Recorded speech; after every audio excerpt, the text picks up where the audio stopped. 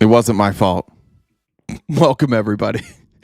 Only an hour late. It wasn't my fault. It's computers.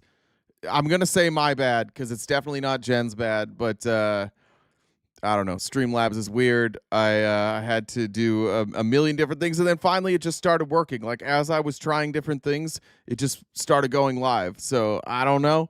I didn't actually fix anything, but here we are.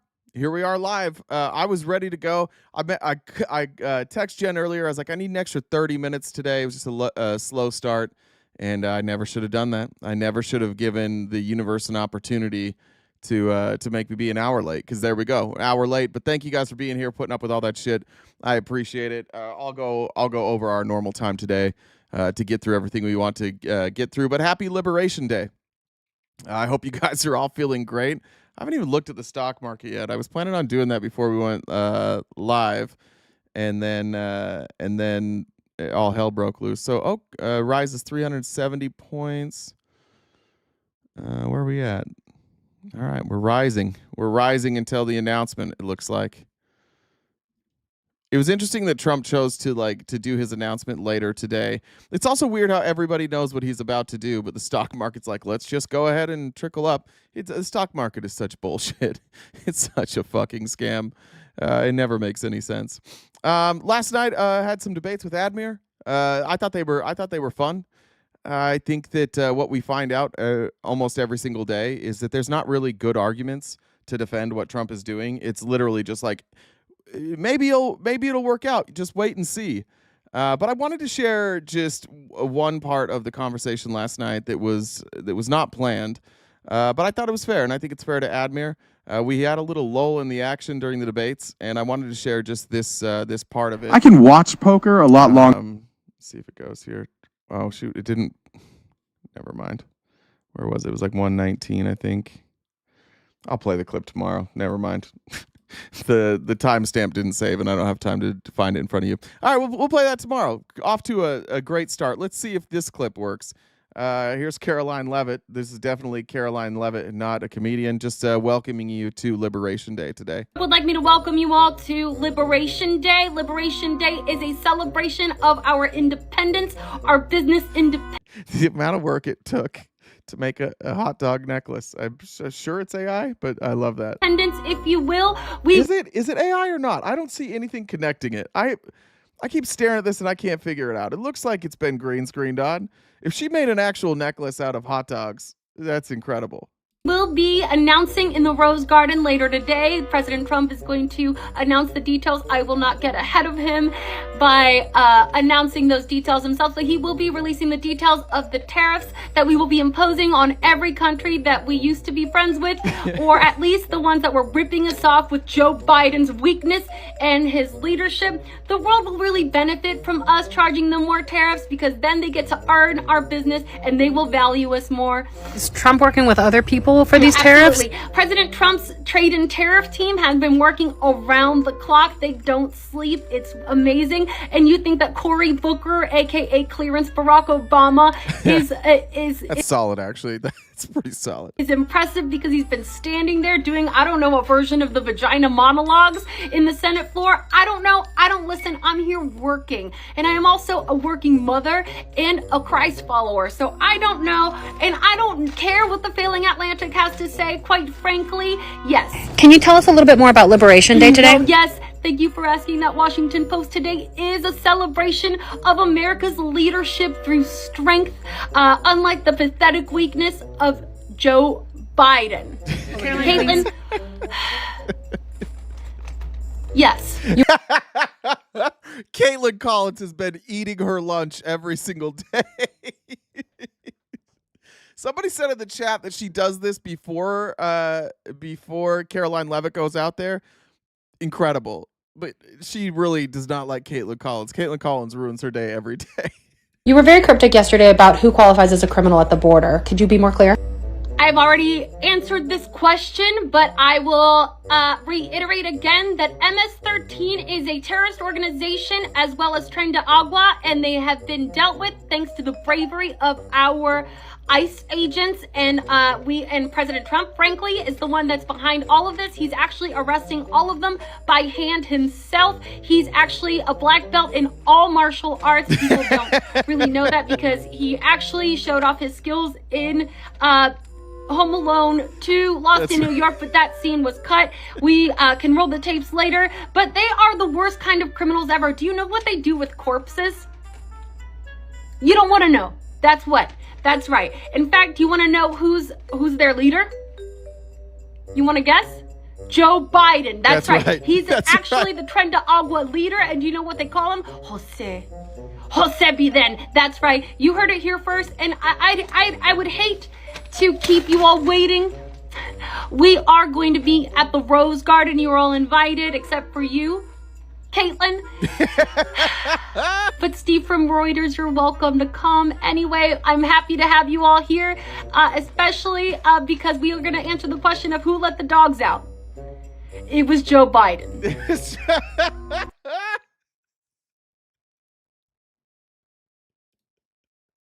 I hadn't watched it yet.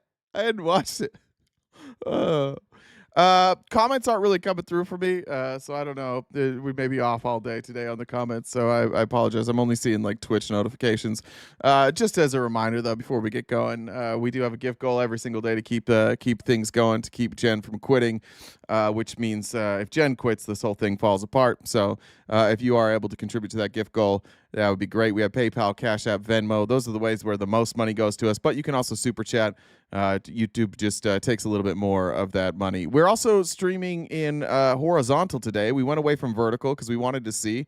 We know that through the vertical stream, we get more viewers, like significantly more viewers, like 10 times more viewers. But it hasn't changed anything with our standing with YouTube or ad revenue. So I hope you guys enjoy this version of the show.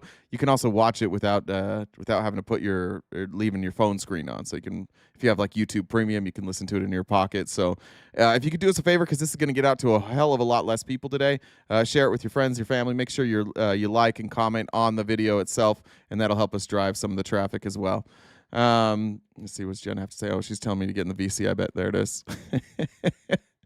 If you guys could see the memes that Jen sends me when I don't do the things that she wants me to do. I'm in a very abusive relationship. All right. Here's how Trump kicked off. Now, Trump hasn't done his into what do we call it? Liberation Day speech yet. They're doing that after the stock market closes. But the news kicked off today with Trump media shares dropping after a warning that the president's trust and other insiders could sell stock. Here's what Trump Media and Technology Group stock looks like. You've seen that dip there today. This quick reminder that Trump Media stock doesn't make any goddamn sense. True Social bleeds money. It's never made money. Its revenues are down, and it was already a problem. Like, it was already more expensive to run it than anything they were bringing in. You've seen a significant drop off right there at the beginning of the day. If we want to take a look there, that was we were chugging along. Fuck. If you look at year to date, how does it look year to date? It just a big increase on day one, and then it's just precipitously declined. Like, this is just a pump and dump. They pumped this price, and then they slowly are falling off. And now Trump is saying that that they may be they are now making, I don't know exactly what the word is, but they are letting people know that the trust that holds Trump's stock that he put into the trust when he entered office is preparing to sell that stock. So we may see the cash out coming, which is what I would do. Like Trump's, he knows he's about to tank the economy, so he's going to cash out his investments. So that's cool, guys. That's what our president's doing. Canyon, thank you for the super chats there. Appreciate you very much. And taking Canyon's lead, you can donate anywhere. Haley says, "Can't spell liberation without lib." Choo choo. That's right. We're liberating the folks today. It's the dumbest name for what they're doing. We're going to liberate you from what? From not paying tariffs? You guys didn't used to have to pay tariffs, and now you do. So you are liberated. Fox is even struggling. Fox and Friends this morning. Here's from Ed Krasenstein. Looks like he shot this from his cell phone, so I apologize for the blurriness here. But here's Fox and Friends trying to figure this shit out this morning. But Moody's comes out, and they said that an escalation of the trade war could wipe out 5.5 million jobs and lift unemployment to 7%, and GDP could drop 1.7%. That's if people don't come off it, and Moody's is not for it. But the tariffs will apply, will bring a lot of money in on just the tariff goods. And let's see, the ultimate goal is to bring manufacturing back here. Right. Ro Khanna doesn't think it's going to bring manufacturing. Well, Brian, that is the dream. Keep in mind, this is a gigantic experiment like we've never seen before. You know, on paper, it looks great to the president and his team, who are talking about it would be great to bring jobs back to the United States. But keep in mind, people have got to come over here and build factories, and that takes years. And there's a lot of uncertainty on Wall Street and also in the business community about, okay, this new round of tariffs, how long is it going to last? Are they going to last 1 year, 5 years, 10 years? They've got to be able to plan. And that's why the stock market has been all over the place. That's right. And, you know, they can't even really come up with like a reason for any of this. The look here, I don't know who this guy is on the left. I don't know his name. He just looks baffled. All of them look baffled. They're like, what do we do? What do we do here? How do we spin this shit? Jackie, I was just thinking about that. The president's calling it Liberation Day, but maybe we should call it Libation Day because, you know, Wall Street's all over the place. They might start hitting the sauce at 4 o'clock when they finally unveil this thing. I was maybe even sooner. Yeah, that's right. I was reading this morning that apparently, according to the Wall Street Journal, some people in the business community and on Wall Street are still banking on the idea that the White House might actually pull back on the tariffs if something bad happens to the economy. And I know Goldman Sachs is predicting now with the tariffs, there's a 35% chance of a recession.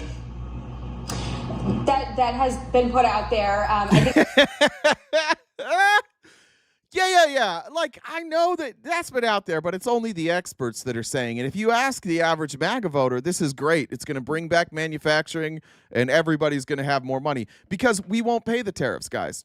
China, Mexico, Canada, they're going to pay the tariffs. If you ask dumb people if this is going to cause problems or it could lead to a recession, they're going to say no. But if you ask economists, they're like, yeah, probably. I think also the impact of a recession on other countries would be more difficult. For instance, with Canada, it will be harder for them to pull out of a recession, which is a big concern for them. So I've heard some people float this idea. I have no idea. I mean, nobody really knows what the fuck Trump is doing because it doesn't make sense. But that last part is an idea that I've heard floated that Trump is trying to destabilize other economies so that he can essentially turn them into the United States. Like he's serious about Greenland. He's serious about Canada. And so there are some people who are positing that the reason that they're doing this is there's resources that Trump wants access to. They recognize that like we have an economy that's built on a sham, and there's no real exit from this economy without a bunch of rich people losing a bunch of money. And he's certainly not going to allow that. So I've heard that posited. We'll see. We'll see if that's the plan. But you've seen places like Canada and Mexico start negotiating trade policies with other countries to try and limit the effect that American tariffs have on them. Meanwhile, America is destroying all their relationships with everybody. Even if this were to work in the way that Republicans say that it's going to work, we're talking like 10 to 15 years of like a serious depression if we undo all of our trade agreements with all of the people that we import with and export to. You're talking about farmers not being able to sell their products. Textiles, you're talking about potentially our biggest exports, which are like information technology. The people no longer working with the United States. You'll see, and who's going to swoop in and take that over? You're going to see China. You're going to see India. You're going to see the UK. They're going to swoop in and they're going to take over those markets. This is one of the dumbest attempts at at trade I've ever seen. None of it makes any. There's nobody that has a coherent response for what Trump is trying to do. It's madness. Even those who are like supportive of him, they don't see it either. And MAGA's just like they're relying on this idea that Trump is some sort of secret genius, and that all of this in the future, it's just going to make sense eventually. And you just got to wait and see. I wonder how long their patience is. It looks like from the elections we had last night. You had the two seats in Florida going to the Republicans. You had obviously the Supreme Court in Wisconsin going to the Democrats like handily. In all of those elections, Democrats absolutely outperformed the 2024 election. We're talking about, I think the Randy Fines district was like a Trump plus 30 district, and he won it by what was the total margin at the end? Like 6-8, somewhere around there. They've already bled support from people who aren't MAGA, who aren't in the group. They're already bleeding support everywhere else. I don't think people have a strong stomach for this. I think that you'll start to see even the MAGA faithful, when this hits them, falling off. But again, like, why are we doing this? Why is Trump doing this? I know we're not going to have the normal like Republicans in here that might form an argument, but have you guys heard have you heard not even a good argument? Have you heard Donald Trump or anybody on the Republican side lay out why this is a good idea and how it's going to bring manufacturing jobs back? Because I've just heard it like generically that if we do tariffs, manufacturing will come back. Who's to say? Who's to say manufacturing will come back? Can we manufacture goods in a way that makes them affordable to Americans? If we cut ourselves off from the rest of the world, do we have the necessary components to bring back manufacturing? Do we have enough steel? Do we have enough aluminum? Do we have enough silicon? Do we have enough lithium? Do we have the components necessary? I don't think we do. So I think that's like the best explanation I can come up with is for what Trump's plan is his plan is to put all these tariffs out on these other countries and then force them to the negotiating table by saying the only chance we're going to keep doing trade with you is if you give us access to your minerals or your precious metals. That's what he always says, precious metals. That's the only thing that makes sense. I don't think they're going to do it. I think he overestimates the amount of leverage that we have. We don't have the same amount of leverage that we used to, especially in a world that doesn't like us very much right now. We've ostracized ourselves from virtually everybody in the world who isn't a murderous dictator. And then here we are. FOD, so this is my favorite topic right now. If you combine the recession talk with the Iran war, I will climax Trumpulation, ejaculation, maybe today. Get rid of that. I mean, look, yeah, it's moronic. All of this is moronic. Steven, thanks for the super chat. Said just to watch the show vertically and Jay's smile. Are you watching it vertically? Is it vertical on YouTube? I want somebody to make some sense out of it. I do know this. I do know that if you look at the stock market, nobody has ever had a worse 50 to 60 days. I think we're at 60 days now. This is Biden. You saw a little dip from Biden there in his first 60 days. It was all up for Obama first 60 days. Trump is just plummeting. That's crazy. And if you look at why the S&P has dropped, it's largely because of tariffs. Like that is a significant contributor. This nonsensical trade war that nobody can figure out seems to come and go within hours of each other. Like you make an announcement and 3 hours later you pull back on that announcement. This is an idiot, guys. Like he just is dumb. He has no clue what he's doing, and he's surrounded himself with morons or at the very least, people who won't tell him when he's wrong. It's catastrophically bad. It's historically bad. And if Trump doesn't start taking the advice of some smarter people, he will completely crash the economy.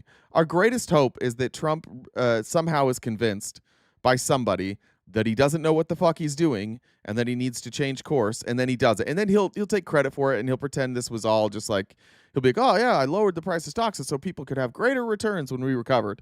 He'll spin it some way, but it's clear that this guy has no clue what he's doing. And it's clear when we debate, like in the debates last night, nobody has an answer for any of this. Nobody can figure it out. The best of the best on the right have no clue how to defend this. They're living on a hope and a prayer at this point. Somebody we played or maybe it was a tweet, but somebody had put something out the other day that was basically like the Democrats should form like a misinformation team, and they should just do counterprogramming. Every time Trump has an announcement, they should do counterprogramming. One thing I'll say about the Democrats right now is there's a more than a handful of them who have listened to the voters, and they're doing what the voters are asking. And so here you have Representative Jeffries this morning doing counterprogramming. We need so much more of this. The very beginning of this Congress, House Democrats have continued to make clear that we are fighting hard to build an affordable economy that drives down the high cost of living for everyday Americans. Because the cost of living in America is too high. Housing costs are too high, grocery costs are too high, childcare costs are too high, utility costs are too high, and insurance costs are too high. America is too expensive. Donald Trump and House Republicans aren't doing anything about the affordability crisis in the United States of America. Nothing. Remember that. I'm going to bring prices down. He has done nothing to affect prices that everyday consumers, well, I guess he's done nothing to bring them down. He's done plenty to raise them. He's done nothing to bring the prices down. America. We were told that grocery costs were going to go down on day one of the Trump presidency. Costs aren't going down in America. They're going up. And the Trump tariffs are going to make things more costly in the United States of America. House Republicans, Senate Republicans, and Donald Trump haven't done a single thing to lower the cost of living in this country. Not a single bill, not a single executive order, not a single administrative action has been done by Donald Trump. That's crazy. Eshel says, I estimate for a mechanical company, our material quotes used to be good for 90 days. Now they're good for 24 hours. Jesus Christ. He sucks. House Republicans or Senate Republicans to lower the high cost of living in the United States of America. In fact, Republicans are crashing the American economy in real time and driving us to a recession. This is not Liberation Day, it's Recession Day in the United States of America. That's what the Trump tariffs are going to do. Crash the economy, which has been happening since January 20th of this year. And the American people are taking note of it in community after community after community. But it gets worse. Not only have Republicans failed to do anything to drive down the high cost of living in the United States of America, they are trying to take health care away from the American people and end Social Security as we know it. That'll fix it. That'll fix it. If we're going to make everybody poor, we should at least make sure they don't have health care or any money if they're retired. That'll fix it. Is pro and Android. Man, Jeffrey's personality is rough. He's not a terrific public speaker, but I do like this. Our response to that Republican effort, not on our watch. We're working hard to save Medicaid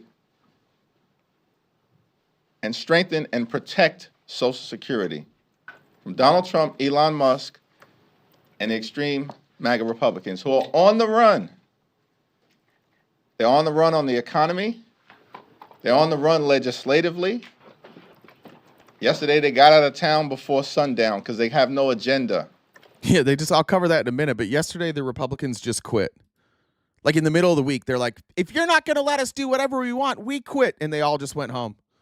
Mike Johnson might not have went home. He might have had a grinder date. To make life better for the American people. And they're on the run politically. Which as Democrats, we've been saying since January. And now apparently,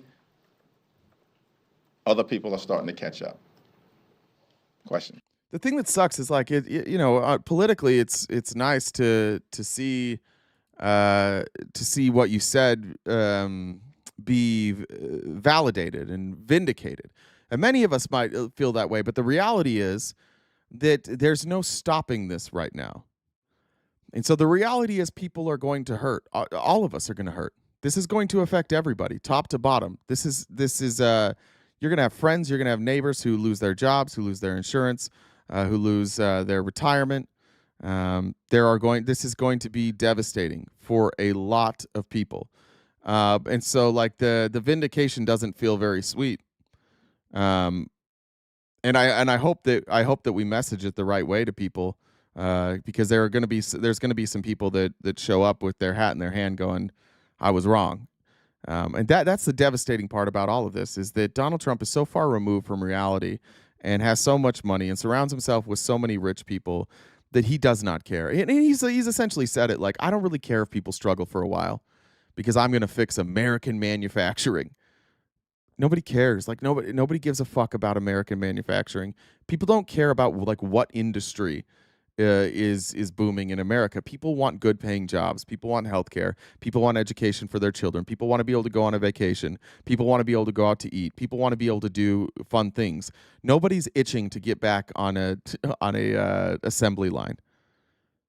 Give people good jobs that make sense. We're going backwards while the rest of the world is going forward.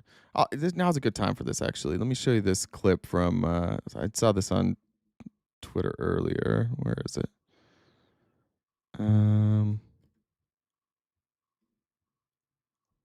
Actually, I'll play it here in a minute. I'll show you. Just showing how China is like surpassing us, how India is surpassing us. All these countries that are looking at the future and what's actually going to be economically the future of the world. And we're just like, no, let's go backwards, because that's all Trump knows. The important thing to remember about all of this is every idea that Republicans are bringing up, these are all old ideas, and they've all been tried and they've all failed. But because it's part of an ideology, they blame its failure on Democrats and say this time it's going to work. That's why you see the school choice thing coming back up. That's why you see, I'll show you a clip here in a little bit of people wanting to homeschool their children. That's why we're talking about tariffs as if like Smoot Hawley was such a remarkable success. These are all tried and failed policies. Everything that Trump is bringing up has been tried before, and every single time it has failed. Even the idea of cutting taxes for rich people, we have that now. We have the data. 45 years of data says it's a massive fucking failure, and the Republicans are just doubling down on it. And the rest of the world is like, go ahead. We learned from you guys. We learned from your mistakes. You guys are trying to repeat your mistakes now. And we're following on the same path legitimately as Nazi Germany. This whole attempt to like take people's financial insecurities and then tie them to social issues, and then tie that to race, gender, sexuality, and split the population based on how they feel about race, gender, and ideology, and then pretend that it's economic. We've done this. This exact thing happened in Germany. They tried to do it in America, but Henry Ford lost. Henry Ford didn't get his way. People were exposed to what happened in Germany, and Henry Ford lost all the influence that he had, or not all the influence, but a lot of the influence that he had as he was trying to turn the United States into a fascist regime. He lost it. People were exposed to reality, and he lost his power. Does that sound familiar? News coming out of the White House today is that Elon Musk intends to step away very soon. Elon Musk was embarrassed in Wisconsin last night. In a state that Donald Trump won, what was the total? What was the final? 13 points, 14 points, something like that. He was embarrassed last night. The country's rejecting him. His approval ratings are underwater. This is all a replay. And that's why I do have faith that the American people will get through this. And that, we're going to have some temporary hardship. But what came out of the other side of World War II and what came out of the other side of almost doing what Nazi Germany did was that there was a new mandate. And the new mandate was to make sure that shit didn't happen again. And to make sure that people like Henry Ford didn't have an outsized influence. And at the end of all of this, I think there's a couple things that we need to keep focused on. I say it every time. It's like beating a dead horse. Universal health care is a must. Everybody agrees. The one thing we agreed on last night in those debates, and every time I debate a Republican, every fucking time we agree universal health care is the better way. Every time. It is no longer a partisan issue. We have to have universal health care, and there will be a mandate for that. We have to end Citizens United, and there will be a mandate for that. And that means not only just taking like big corporate money out, big pharma, big oil, but also APAC. It's time to get rid of APAC money too. And it's time to take foreign influence and industrial influence and pharmaceutical influence and give them the same influence that you and I have. If their ideas are so fucking good, go to the people and get the people to vote how you want. But what you don't get to do is you don't get to write bills in Congress anymore. And I think there's a legitimate mandate for those two things. I think both of those things coming out of this will be obviously clear. The one thing that Elon Musk has done is Elon Musk is spent so much money, and people talk about it so much, and then Republicans come back with George Soros.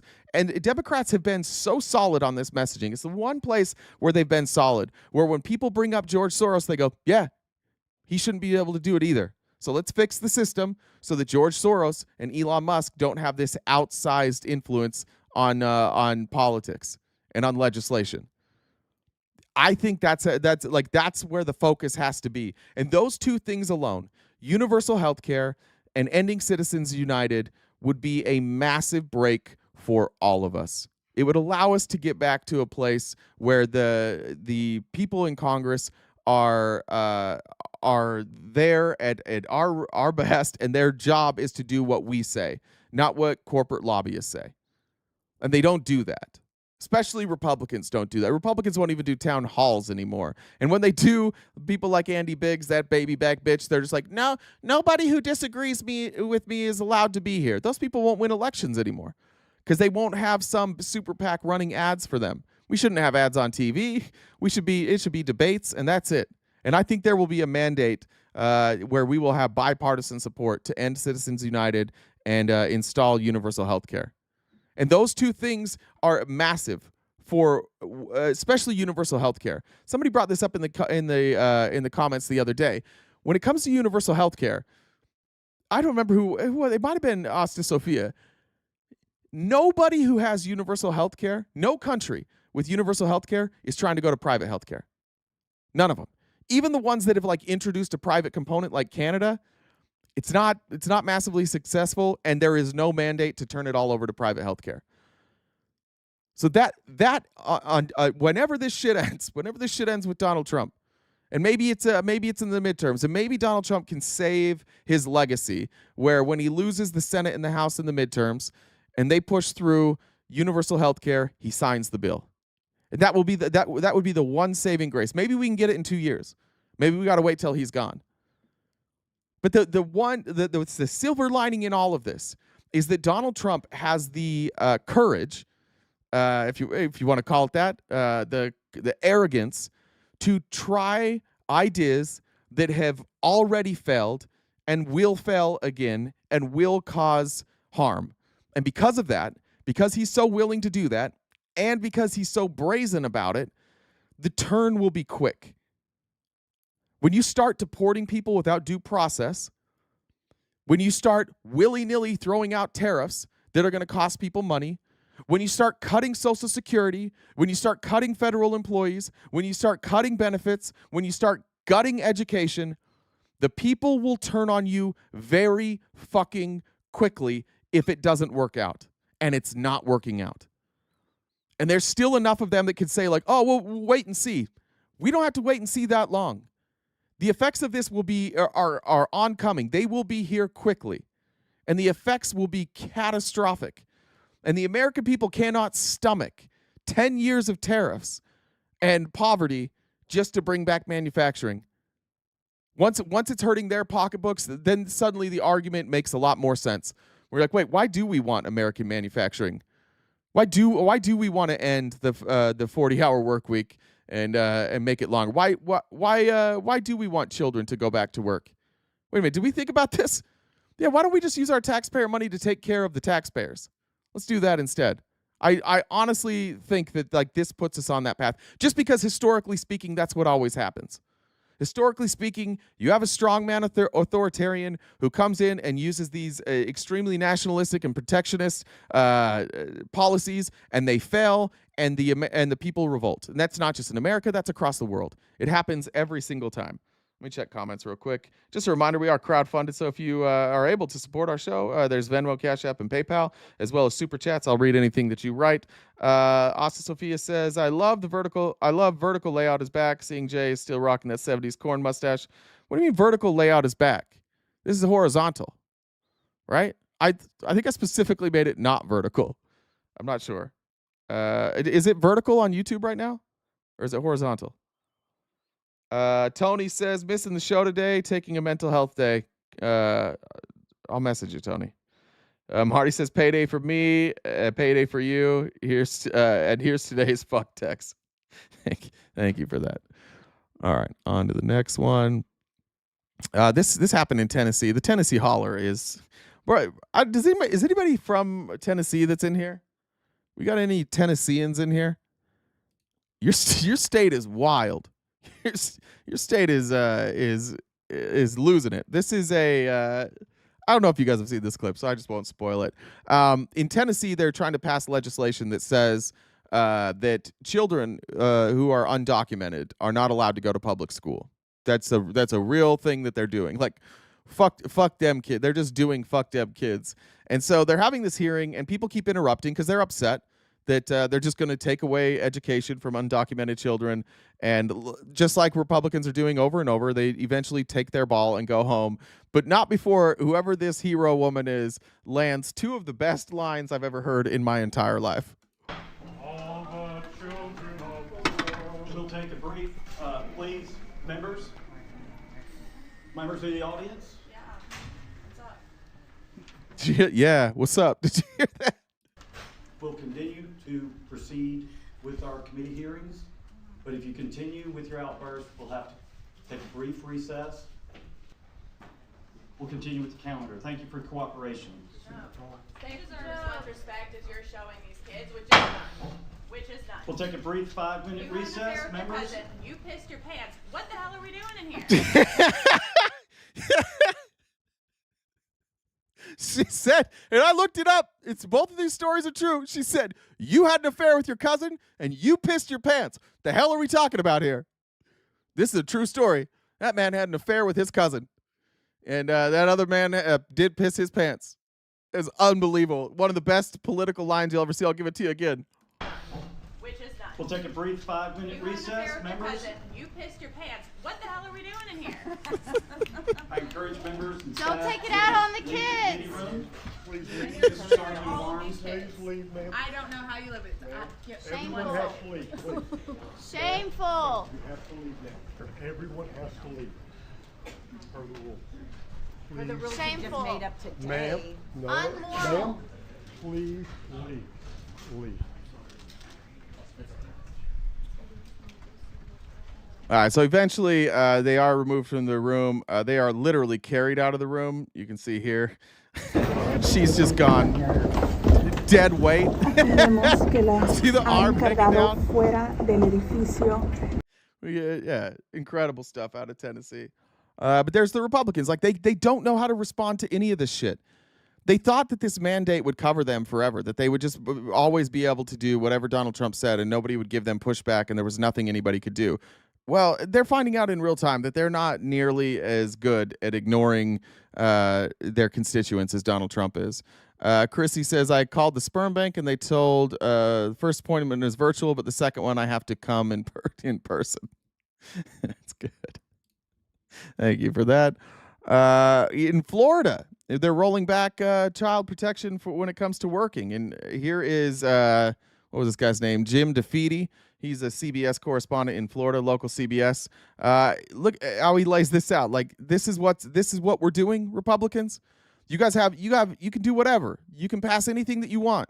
You can focus on anything you want. And what you're doing is you're rolling back protections for child labor. Put those fuckers to work. Be clear. This is not about empowering parents. This is all about giving the power to businesses and corporations that hire children. Right now, 16 and 17-year-olds cannot work more than 8 hours on a school day. This bill does away with that. Right now, those children are not allowed to work before 6:30 a.m. or after 11 p.m. on school nights. This bill does away with that as well. Right now, if a child does work an 8-hour shift on a school day, the business is required to give that child a 30-minute meal break. Under Senate Bill 918, businesses no longer have to give those kids a break. Just keep them working. It also does away with many restrictions protecting 14 and 15-year-olds. And recalling DeSantis' recent comments about having young people working more, Senator Carlos Guillermo Smith argued DeSantis was simply saying the quiet part out loud. The quiet part being that we're somehow going to solve the current labor shortage that we have in Florida that was worsened with anti-immigrant rhetoric. Yeah. See how that worked out? Anti-immigrant rhetoric not only took people who were there illegally in Florida, but it also took people there with legal status, and they're fleeing. Everybody's running because nobody trusts that this administration isn't going to just lock somebody up for the fuck of it. And so you've lost labor, and Florida doesn't know what to do with that because Florida can't admit that they desperately need not only legal immigrant labor, but their economy relies heavily on illegal immigrant labor. And so these people flee. And DeSantis like, fuck it, I guess we'll just have the children work. Give them amnesty. That was part of our debate last night. And I don't remember who, I think it was Clark, was baffled when I said, I do not care that people skipped the line and they're here illegally. Give them amnesty, fix the problem. Overnight, it fixes all of these problems. And that's where you find out who these Republicans are. Because the simple solution is amnesty. It increases tax revenue. It increases. It decreases the amount that you have to spend for ICE. It decreases slave labor, and it gives people a real opportunity for upward mobility. And it fills a lot of the jobs that we have that are open that either people are not qualified for, don't want to take, or there are work requirements. So there are people who don't have work authorization who are in this country who could work those jobs, but they can't because they don't have worker authorization, and the company that's hiring it keeps the law. And so Florida's got to figure out a way to do this, and Republicans have to figure out a way to do this, and they can't do it by saying, "Oh fuck, we need migrant labor," so they're going to put kids to work instead. That'll do it. That'll fix it. That'll fix kids' test scores. That'll fix education. That'll make everything better. With child labor. After the hearing, I spoke to Senator Smith. What does it say about us that this bill made it as far as it has so far and where we are right now? Well, it's a really sad commentary on where we are right now, Jim, as a state. Now, we know already that teenagers are able to work. They're able to work part-time. There are good protections in place to protect minors from being exploited. But legislation like this, unfortunately, suggests that the state is willing to actually put minors to work and remove child labor protections in order to address the labor shortage that we have that has been made worse by anti-immigrant laws that have driven labor and qualified workers out of the state of Florida. Brilliant stuff there by the Floridians. And that's the mess that Republicans have left themselves with. They were so desperate to get immigrants out, and they had no plan. It's almost like nobody knew.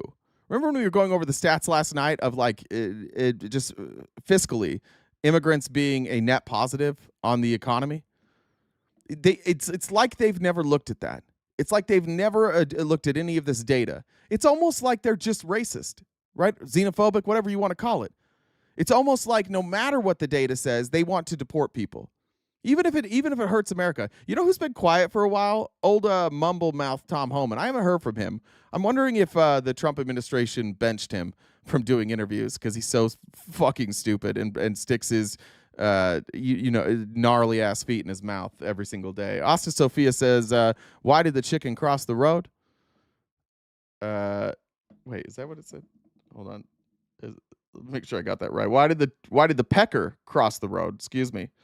It was stuck in the chicken. Thank you very much, Tina. I appreciate that. All right, on to the next one. Okay, I brought this up last night with Admir. There are a lot of people that like Sean Ryan, and Sean Ryan is somebody who has done a really good job hiding the fact that he is very much a white nationalist, very much a Christian nationalist, and likely a Nazi. And he's starting to go mask off now. He still has never explained to us how he got to Romania, how he was the person who did the interview with the Romanian presidential leader, or whatever his name was, that was barred from the ballot. He's never explained to anybody how he got that meeting, who funded it, how he got there, why he did it. But ever since then, Sean Ryan has been on this quest, and he just keeps bringing on Christian nationalists and white nationalists and Nazis, but he doesn't call them that. He doesn't even bring up the fact that that's their ideology. He brings them on as like concerned parents and just regular conservatives. This lady's name is, I'm trying to remember, that's going to be really loud. Her name's on this book right there, is Leah Bortons. Leah Bortons is somebody who has written extensively about the benefits of homeschooling children, not only just like for their education levels, but also societally. This is a 5-minute trailer, so it's not going to show the whole thing, but I was just blown away at how in your face this is Nazism that this trailer was. And this should terrify you because Sean Ryan's incredibly popular. Admir says, I watch Sean Ryan all the time. And a lot of people that watch Sean Ryan do not know that he's literally pushing Nazi propaganda. And it's in this clip. The Nazis are like, they feel pretty empowered right now. They feel like they can go mask off right now, and they're doing it. There's I have other clips from other places where public officials are just like, yeah, we're Nazis now. But I want you to watch this trailer from Sean Ryan. And if the music and the lighting doesn't scare you, wait till you see what they're saying and how it's being presented. Horace Mann was the primary evangelist for the public school system. He wanted to get rid of Christianity, and he wanted to get rid of individualism and capitalism. He was Horace Mann was a Soviet, so he was a Marxist, and yeah, he wanted to get religion out of schools, and he did not believe in capitalism. So that's true. Last 100 years of... By the way, he was the number one enemy of the Nazis. They hated him as far as like education go. It was like the Nazis really hated this guy. Sound familiar? State education, parenting's kind of been drummed out of us. And the UN, since the 1930s when it got to be big after the war, has the same agenda as Horace Mann. Because the UN wants this voucher system to occur because they knew with the shekels come the shackles. I don't know what UN voucher system she's talking about. I have no comment on that. A voucher system in our country is doing the opposite. It's allowing Christianity back into the schools. How much a year does classical conversations cost per student? What about families that can't afford that? Yeah. What's my job to help them afford it? Today, the president is expected to sign an executive order aimed at dismantling the Department of Education. The family government that's headed up by the husband, there's the church government, and then there's the civil government. And then the Bible lays out each of those things they're responsible for. Okay, just notice the imagery, first of all, the lighting, the color. The defining like that there's different government. There's one government. There's not a church government. It's not a civil. There's just one government. Yeah, the military loves our curriculum because if it's week 5 of the semester, you're doing the exact same thing all around. You know, talking to Sean about all this stuff, I have my questions over there, but I'm like, how would this work for a family that has to have a dual income? Or like you mentioned, like single moms? So our model is to not chase the children, which is what schools do. Our model is to support the parents. No answer. What are you going to do for people that have two jobs? What's your solution for that?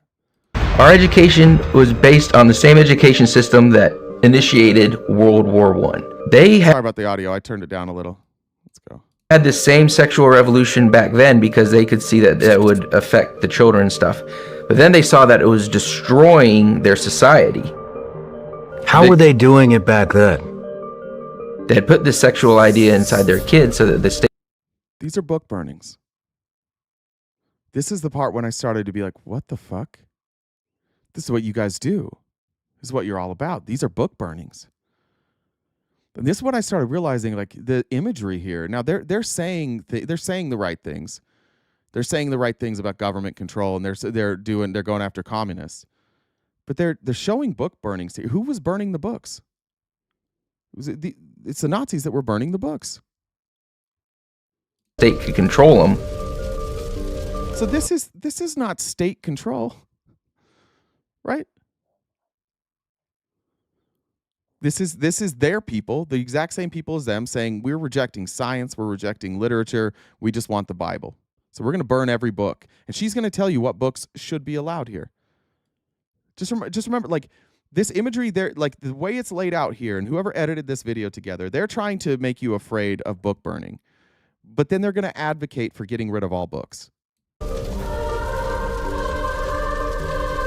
But then when they realized that you wouldn't be able to keep your civilization going once these Marxist ideas get inside of our children's head, that wasn't going to be, worthwhile.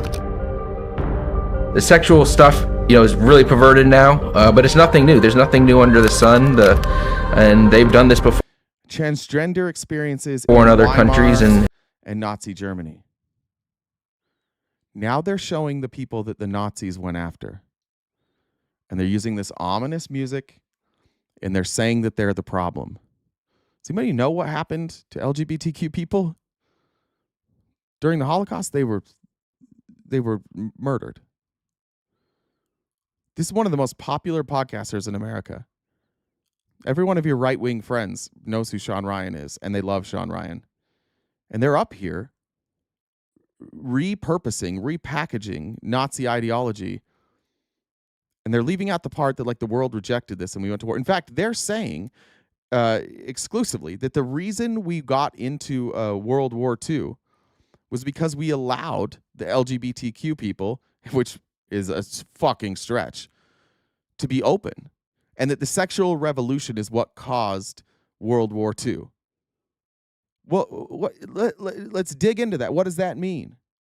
That means that people wanted to act on their own feelings, and people wanted to be themselves, and the Nazis said no, we're going to murder you, and the rest of the world was like no. Now the rest of the world probably didn't care as much about this as they did about them eliminating Jewish people, but that's what they are just doing Nazism on the Sean Ryan show right now. Now this isn't out yet. This is just the trailer. So this is what somebody edited together. And they are showing you clips. They are showing you articles saying these people were the problem. It wasn't Hitler's fault. He had to kill him. What else was he going to do? It's gone terribly awry. There we go. Before 1933, Germany was a center of LGBT plus community and culture, with several renowned organizations serving and supporting trans and gender nonconforming people. Hitler's Nazi government, however, brutally targeted the trans community, deporting many trans people to concentration camps and wiping out vibrant community structures. As transgender people are now increasingly targets of discriminatory legislation and hate, join the museum for a program exploring these stories and experiences prior to and during the Holocaust. I think this is from the Holocaust Museum. But they are showing this not as a learning, not as a way to learn. Look at these poor people who were murdered. These are the type of people we need to murder, just like Hitler, or at the very least, get rid of them.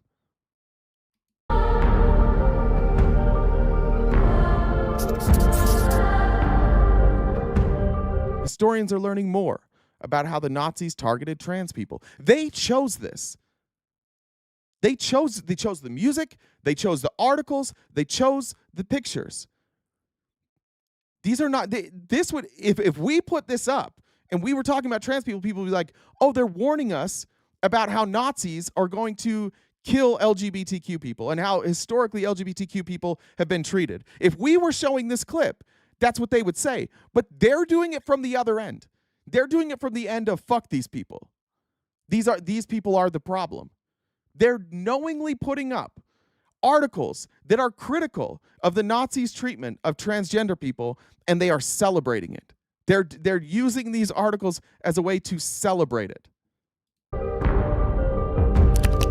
You know, in Minnesota, they just passed a law where they want to teach third graders how to implement they, them pronouns. When did the public school system really start going off the rails?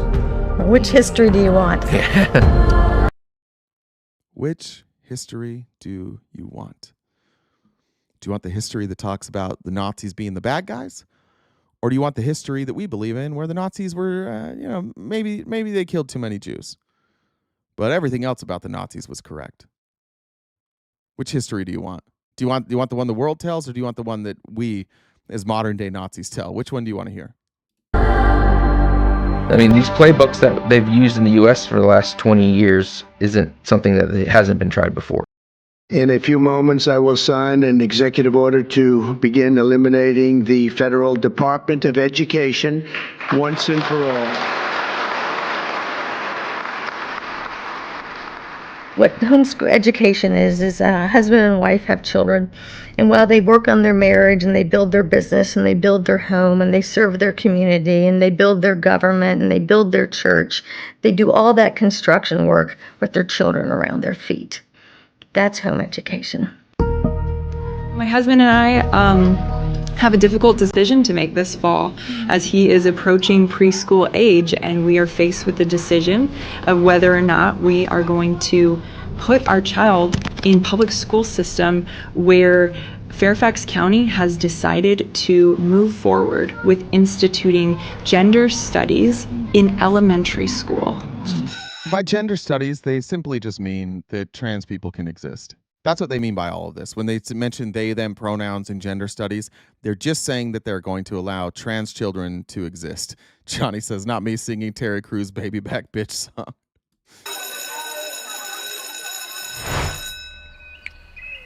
All right, now, look. It's a lifestyle. It's bringing it back to... They chose this. They chose these kids on purpose. Little blonde-haired kids.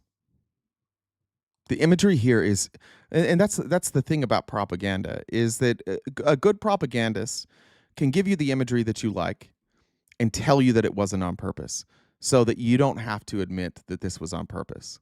So they show you the imagery, and notice how when all of that other stuff was happening, all them celebrating killing trans people, the ominous boom boom music, and now the calm, my beautiful little blonde-haired, blue-eyed children, and a calming little pond.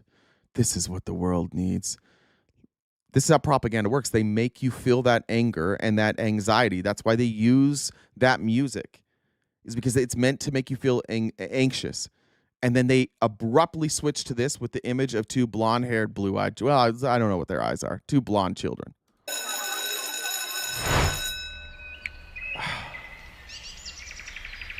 It's a lifestyle. It's bringing it back to God and his way of life, and just and taking a village and relying on other people and not enslaved to another non-believing organization. Right. And Christians just still can't grasp that somehow. Before the 1920s, the United States had a proficient literacy rate of 90%. Now we have one of 9%. Only 9% of our population can do that now. But 90% used to do it when the only three resources they had in check that real quick. United States has a 79% proficient literacy rate. So she said 9%. It's actually 79%. So cool. I don't know what she's talking about. Home was the Bible, Shakespeare, and the local newspaper. So that's all you get. That's what you learn from that. Sorry, that was the part. No other books. Bible, Shakespeare, and the newspaper. Who's going to tell her about Shakespeare, though? Who's going to tell her about Shakespeare? Shakespeare wasn't opposed to members of the LGBTQ community like you might think. The family unit actually has pretty much the most power in God's design for humanity. That's a good point, Keys TV. 90% if you're excluding the enslaved people that weren't taught to read. Yeah, that's right. The government of the church is supposed to be there for when the family unit gets off to help the poor, the widows, and the civil government's pretty much responsibility is to punish bad guys. So when any human institution goes outside of its design, things tend to get really expensive and outcomes tend. See, but that's a weird thing. Like them, see, now they're changing it. They're saying that the civic government, their job is to punish the bad guys. No, their job is very simple in the preamble of the Constitution: promote the general welfare, ensure the blessings of liberty, and provide for the common defense. What was it? Provide for the common defense and ensure the blessing. Yeah, not punish the bad guys. See how they do this? Like they're taking the church and they're centering the church, and they're saying that all the federal government really should do is punish people who don't agree with us. That's it. That's the role of the government, is to punish people that we don't like. Everything else, our church is in charge. Tend to get really bad. So every time they overstep, we have less need for fathers. And so we find ourselves now, it's been for decades now, less than 50% of boys live with their biological father. That's not since COVID or since DEI. It's been that way for a long time, really since the 80s. Teachers. What happened in the 80s? What happened? We handed over our country to a bunch of capitalists, and the capitalists decided, you know what we really want? We're going to pay people less. And that way, both adults work. And now we're going to get double the labor. And we don't want to increase our labor costs. So slowly we're going to do this. And we're going to keep wages artificially low when they should be rising. And we'll keep them low enough that eventually both mom and dad have to work. That's what undid like this the nuclear family.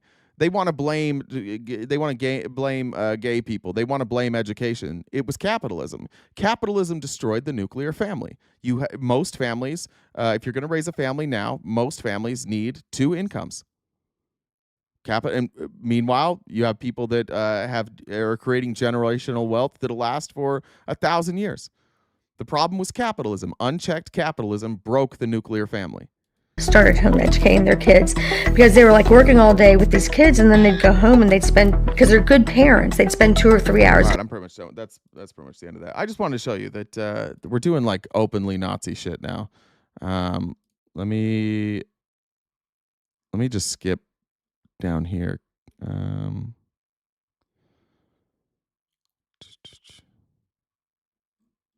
Where is it?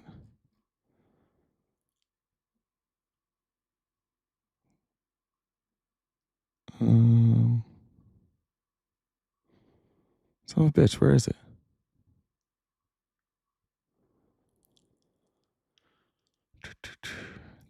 Here's Congressman Keith Self, representative from Texas today. This is not a joke. This is how he ended his comments yesterday.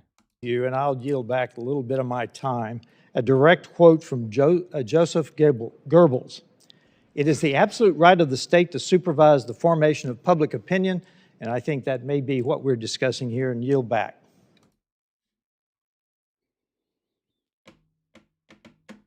Cool. We're quoting Goebbels. Now, that's what we're doing as Republicans. It's here. Like the Nazis are mask off right now, and it's important to call a Nazi a Nazi. I don't think we need to be careful with that. Maybe not a Nazi, but definitely an asshole. Check out Jim Banks yesterday when confronted by somebody who was hired from HHS. Here's his explanation. This explanation doesn't fly with people. Jim Banks, you can be a short king douchebag all you want, but this isn't going to work for the American people. They're not going to appreciate this response from your ivory tower. You probably deserved it. Hi, I was a worker at HHS. I was fired illegally on February 14th. There are many people who are not getting social service programs, especially people with disabilities. Are you going to do anything to stop what's happening? You probably deserved it. I desered it? You probably deserved it. I deserved it. Dude, wow. That's sad. Yeah, that's great to hear. Why did I deserve it? Because you seem like a clown. It reminds me of my debates last night. Every time these bitches get cornered and have to defend what they say, because you're dumb. You're a clown. I don't like you. Look at that face. That's a constituent. you deserve to be fired because you seem like a clown. That's not going to fly. Keep doing it, Republicans. Keep doing it. Like your MAGA base, they'll eat that shit up. They love it. But the American people aren't going to appreciate that. The people that are losing jobs aren't going to appreciate that.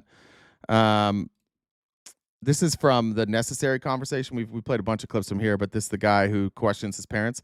His parents are getting even more radical.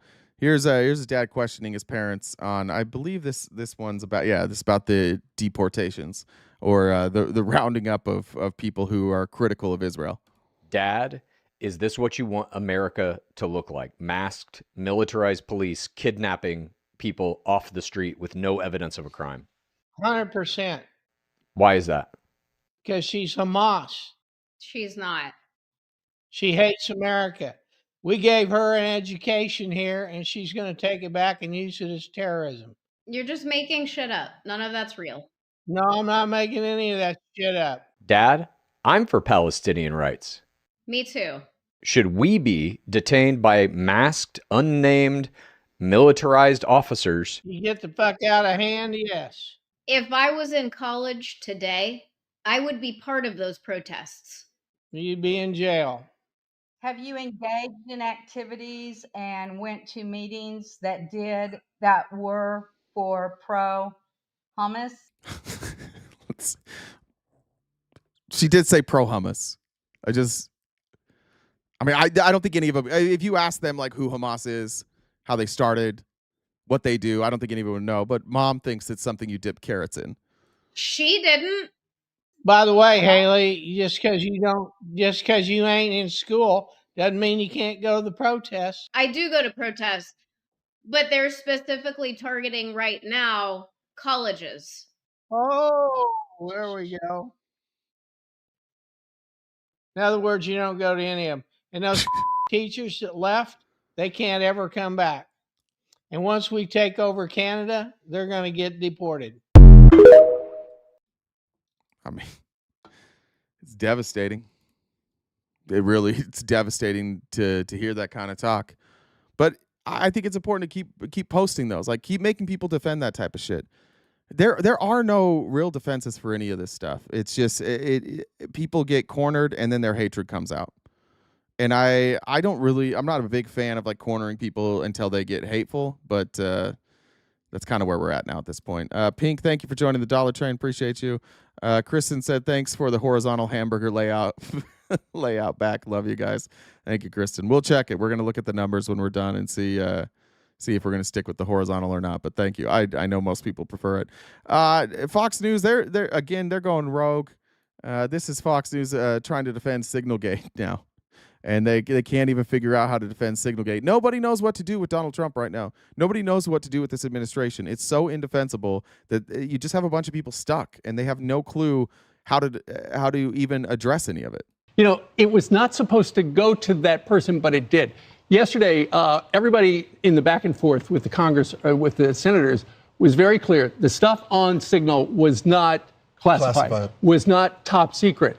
The problem for the administration is twofold. One, and of course, that's not true. It was classified. It may not have been top secret. I don't know how that classification works, but it definitely was classified. So they're just repeating what Republicans said, but they're not telling the truth there.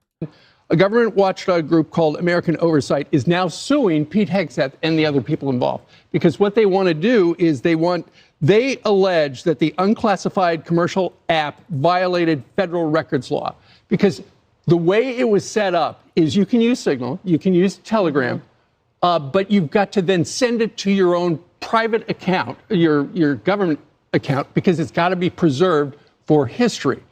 Apparently, those messages were all set to vanish, and that's why people use it. You know, I can talk to people, and then poof, it's all gone. It's supposed to vanish after a number of days. Yeah, exactly, just like this. It's out in the ether. So the problem is, it sounds like this is going to wind up in court. Yeah, it is. And even though they told you that it wasn't classified, it is. But the lawsuit has nothing to do with the classification. The lawsuit says you are required as a federal employee to keep records of the things that you're doing. You have to keep a record of your work. You can't delete it. So if you're going to use Signal, and this was the direction given under the Biden administration, if you're going to use Signal, you have to back up those records. You either have to save those conversations or you have to take screenshots of them and submit them to the record. And they didn't do that. They got rid of those conversations. Now there's reports coming out that Mike Walls has been using Gmail to pass along classified, not documents, but conversations. So I don't know. I don't know how big of a deal it is. If we're being honest, I don't know how big of a deal it is. I don't know how infiltrated we are from China and Russia anyways. I suspect that oftentimes they know what we're doing anyways. I think that they have clearly shown that they're able to buy off members of our government. So I'm guessing they get this shit leaked to them anyways. But if we ever want to have faith in our elected leaders that they are not sharing those classified documents, something should definitely be done about this. We'll see. I mean, I think they'll lose that lawsuit. I think at some point you'll probably see Waltz step down. So we had multiple hearings yesterday, and I'll get to those. But one of the hearings is we're talking about impeaching judges, and I want to show you two clips. Two clips. One from Moskowitz and one from somebody that's pissing me off that I'm starting to like them. But here's Jared Moskowitz just pointing out that like Republicans are never serious about impeachment. They just use it as a way to not do anything. And so that rather than pass bills that benefit the American people, they get people distracted by impeachment. They try and tell you that judges are the real problem because what they're doing is they're just giving handouts to the billionaire class. It won't help you. So be distracted by this thing over here. Moskowitz is having none of it. He also appears to have gotten a nice fresh tan. He's looking very bronze. You know, Representative Gill from Texas filed impeachment proceedings against Judge Boasberg. It has 22 co-signers. He's not here at the moment. He's probably filing impeachment proceedings against Louis Brandeis. But Speaker Gingrich says that this is a cumbersome process, and Speaker Gingrich is absolutely an impeachment expert. Well, allow me to doge this cumbersome process for you, Speaker Gingrich. Why don't we just ask Chairman Issa or Chairman Jordan, when is the hearing on impeachment of Judge Boasberg? When's the hearing? Give me a date. Give the American people a date. Oh, wait. Chairman Issa says that this is actually a political symbol and not actual legislation. So it's a fake impeachment. When are you going to tweet that out? That ought to be popular. I mean, we had a fake impeachment for the last 2 years. I mean, I hope Representative Gill isn't a Comer. I mean, we got a Doge James Comer spending millions of dollars in 2 years on fake impeachments, but I guess that's what we do. We file fake impeachments now. That's what we admit. Every single time. They didn't even try to impeach Biden. They're not going to try and impeach these judges. It's all performative. And the person who keeps coming to the forefront to point out that Republicans, that this is all performance and that they're lying to you is goddamn Thomas Massie. And it's pissing me off because I really don't like Thomas Massie. But Thomas Massie, he's the one that told them that the continuing resolution was bullshit, that it was going to cost Americans trillions of dollars, that it was going to explode deficit spending, that it was a handout to rich people, and it was not going to help working class people in America. And that's why he refused to vote for it. And now here he is talking about nationwide injunctions. And he tells a story about meeting with which judge? I'm trying to remember which judge. He'll say. But a lunch that he had with a former Supreme Court justice. To the gentleman from Kentucky, Mr. Massey. Thank you, Mr. Chairman. This hearing reminds me of a breakfast I had with Antonin Scalia. There you go. About a dozen of us congressmen invited him to breakfast, and this was about a decade ago when Obama was the president and John Boehner was the speaker. And my colleagues appealed to Scalia and said, what can you do? You need to get involved here. The courts need to get involved. Obama's running roughshod over Congress. And Scalia refused to accept that premise. He said, no, this is not my job to referee fights between your two branches. My job is as a jurist to decide if somebody's been harmed and what the remedy is. And occasionally we interpret the law and the constitutionality of it. He said, and by the way, you're the most powerful branch of government. I don't know what you're complaining about. All the tools you need to restore the balance are in the Constitution. And one of my colleagues protested that impeachment was just too hard to pull off, given the threshold in the Senate and the political backlash. And Scalia shook his head. He said, I'm not talking about impeachment. You all have the power of the purse. You are funding everything you complain about that Obama is doing. Just quit funding it. And it was a pretty clear message. Now, that was about tension between Congress and the executive branch, and our hearing today is about tension between the judicial system and the executive branch. But I think it's still the case that what Scalia said is true.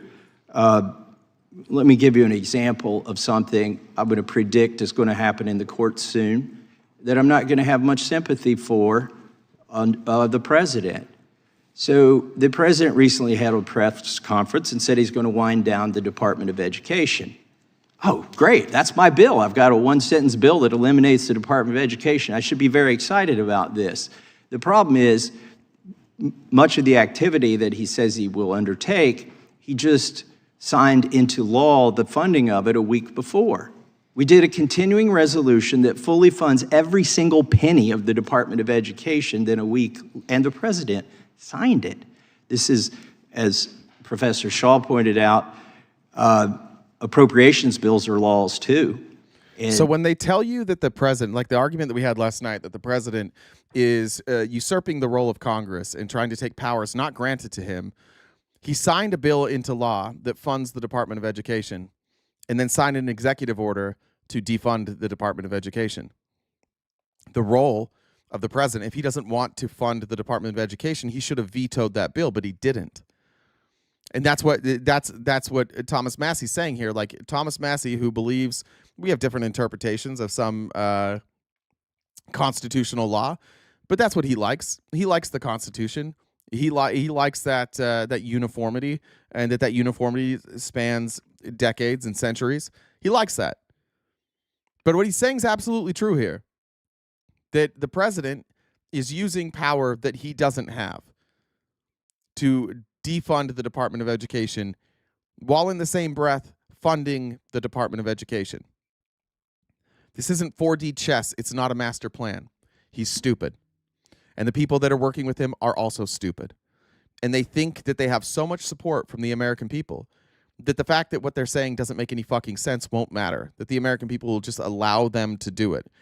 And unfortunately, more and more Republicans keep falling on the side of Thomas Massey going, all right, we're good now. No, you can't just be Congress. You can't be the judge.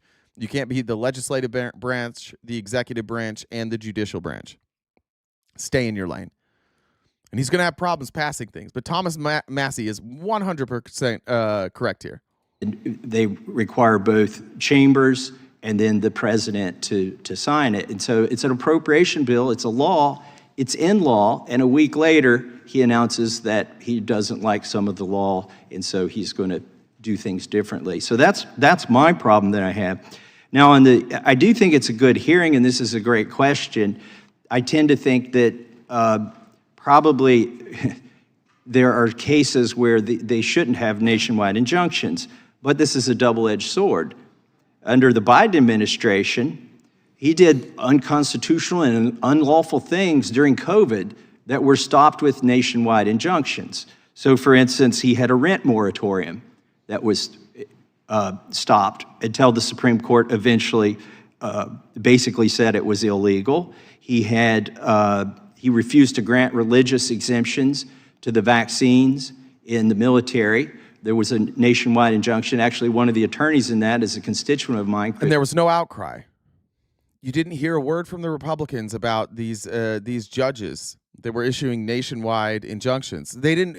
In fact, we were the ones that were talking about it. The fact that they were judge shopping. They kept going to the same judge in El Paso, Texas, because he would basically grant them any injunction that they wanted. There was no complaints. They were abusing that power all day long. And now that their guys in power, they're like, oh, we got to stop this shit. Chris Wiest, who stopped all of the vaccine mandates at that point in the Air Force.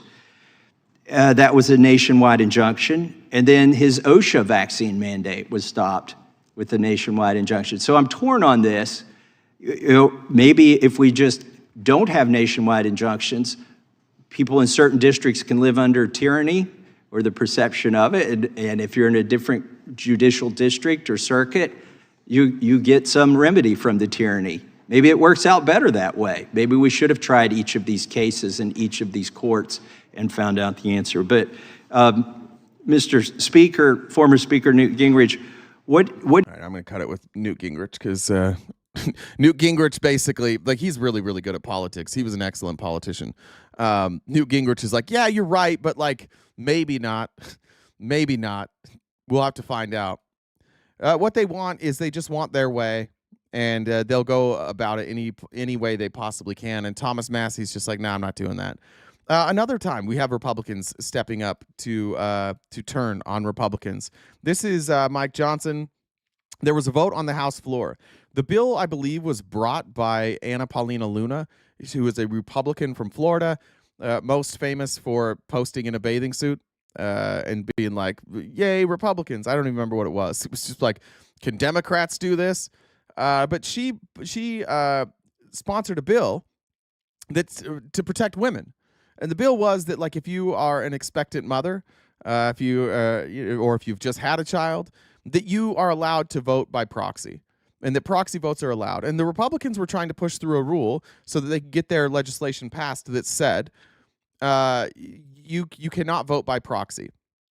And they counted their votes, and they didn't have enough votes. And they need the two new incoming people from Florida, the two congressmen from Florida, to pick up 2 more votes that they desperately need. So because the Republicans didn't have the votes that they need, because they other Republicans stood up and said, no, you can't just tell people they can't vote because they've had a child, they just quit. They took their ball and they went home. They just stopped doing their job. And here's Mike Johnson explaining it. Well, it's a very disappointing result on the floor there. A handful of Republicans joined with all the Democrats to take down a rule. That's rarely done. It's very unfortunate in this case. 96% of House Republicans voted against proxy voting because they believe it's unconstitutional, and they agree that it would open a Pandora's box. And so that's what we just saw. Let me just make this clear. That rule being brought down means that we can't have any further action on the floor this week. That means we will not be voting on the SAVE Act for election integrity. No, you can. It means you won't, because you'll lose those fucking votes. That's what it means. It means you will lose the votes, so you are canceling votes. The only reason they were going to vote on the SAVE Act is because they counted votes, and they knew what the vote would be.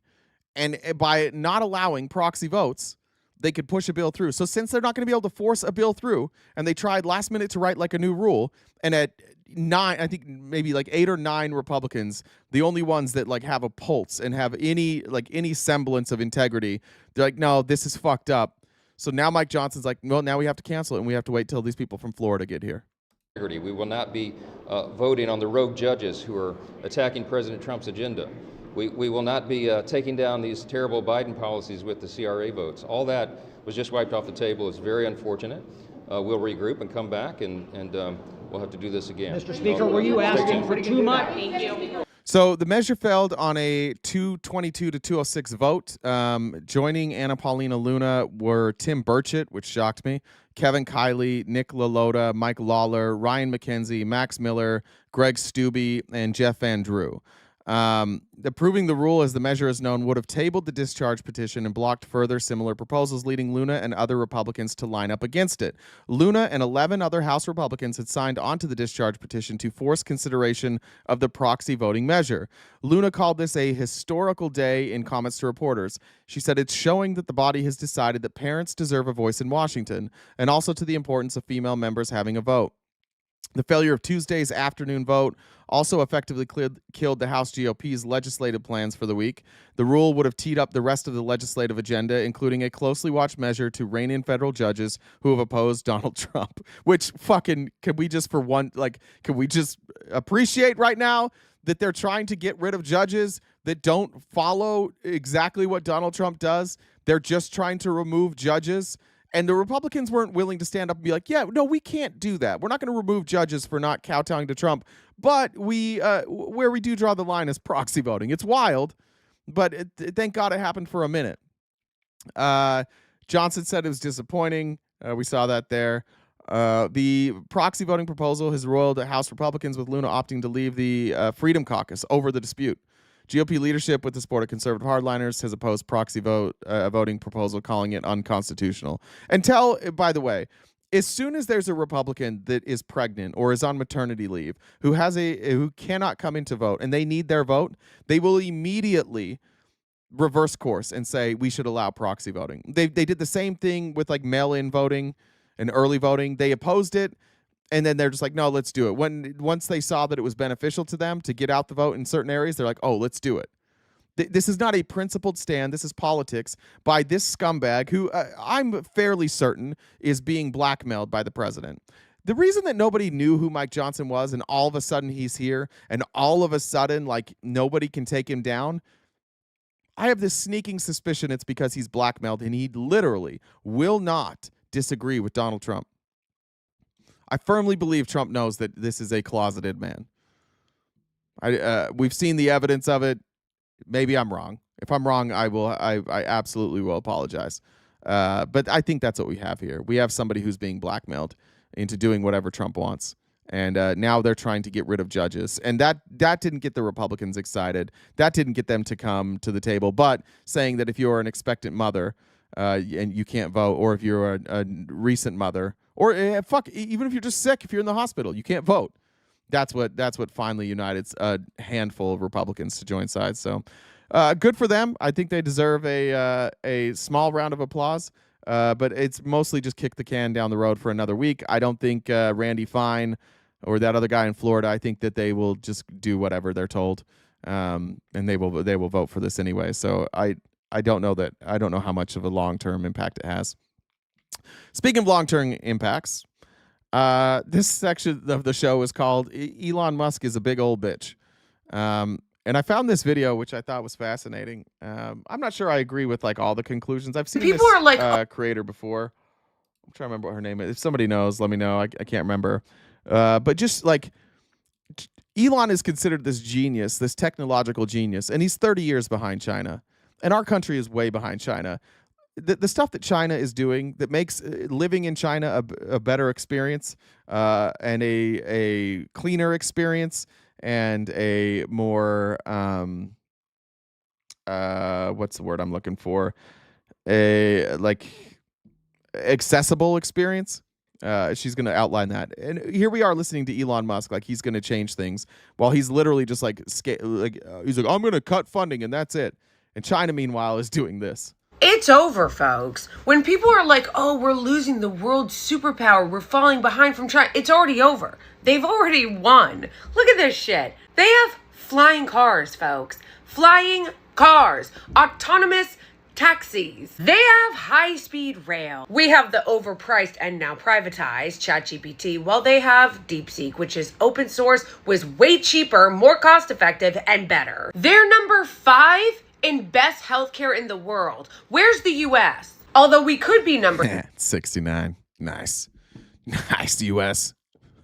6, right behind China, if it wasn't for us paying for the Israeli regime to give all their citizens health care. I think a lot of Americans are in denial about the fact that this war is already over. The Chinese have already won. They are the new world superpower. We just haven't come to grips with it yet. I think a lot of the politicians know this, but they're lying because they know that it's going to be... We're not comparing one man to an entire country, you fucking idiot. We're saying that our entire country is following Elon Musk, who is taking us backwards, and it's stupid. We should not be following Elon Musk. That's the real problem. Republicans don't know what to do, so they just do what Elon Musk says, and he's an idiot. And we're falling behind. We handed him space travel. All our rockets keep fucking blowing up. We handed him electric vehicles. You ever seen a BYD? I'll show you BYD here in a second, actually. I don't have it ready, but I'll show you. Be really hard to break the news to the American people when we've spent our whole lives being the top dog. I welcome it, actually, because I'm poor, and so are a lot of other Americans, so what the fuck do I care if China becomes the world superpower? You know what? I'm for it. At least they respect their citizens enough to let them own a house, unlike our country where we basically are divided into servant class and those we serve. And what's the U.S. doing for us, for everyday regular people? Oh, no. Forward to... Yeah, let's talk about it. Let's talk about Elon Musk. There's a company called BYD. In fact, we just took out the recent high is BYD. We can't get BYD cars here because of our protectionist tariffs on China. But BYD is the #1 selling electric car in the world. I've seen them. You can get them in Mexico.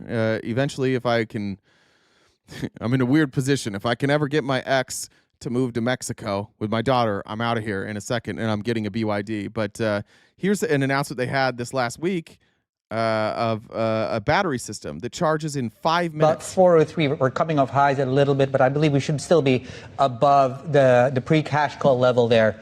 Yeah, so BYD, the investors reacting to an event last night, BYD hosting, showcasing ultra-fast charging cars, a whole new lineup of models that we based on much more powerful, robust batteries, but critically with super fast charging that basically gives you the same amount of range or power in 5 minutes in the same time it takes to charge a gasoline car. So it's a whole new suite of tech and infrastructure. So that's that obviously talking about BYD is their banking stock price and their 5 minute charging. Look at some of the other shit this can do.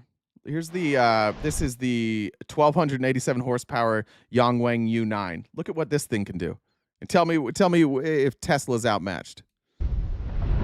By the way, you want to talk about meritocracy? We could have cool cars too if our automakers weren't fucking morons that we pretend are geniuses. Import Chinese electric vehicles, please. Can we end that shit? I don't care about protecting American manufacturers at this point. Give us the good cars. That's fine. Force the American manufacturers to catch up. The problem is that we have a moronic half of our country who's like, we got to keep doing gas. And so there's all these incentives for gas-powered vehicles. And there's people who are like, I'll never drive an electric car. I'm diesel only, bitch. And so we can't have cool things like China. So we're just way behind like China. But check this thing out.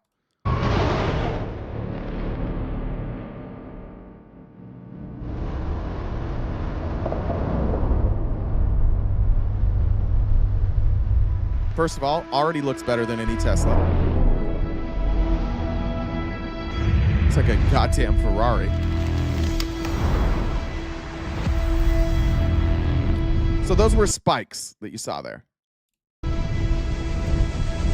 Then I believe there's a pothole.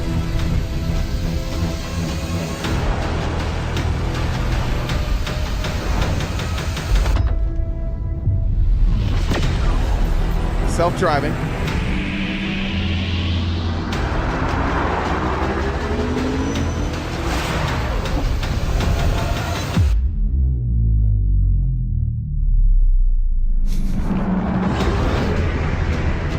Bro, what?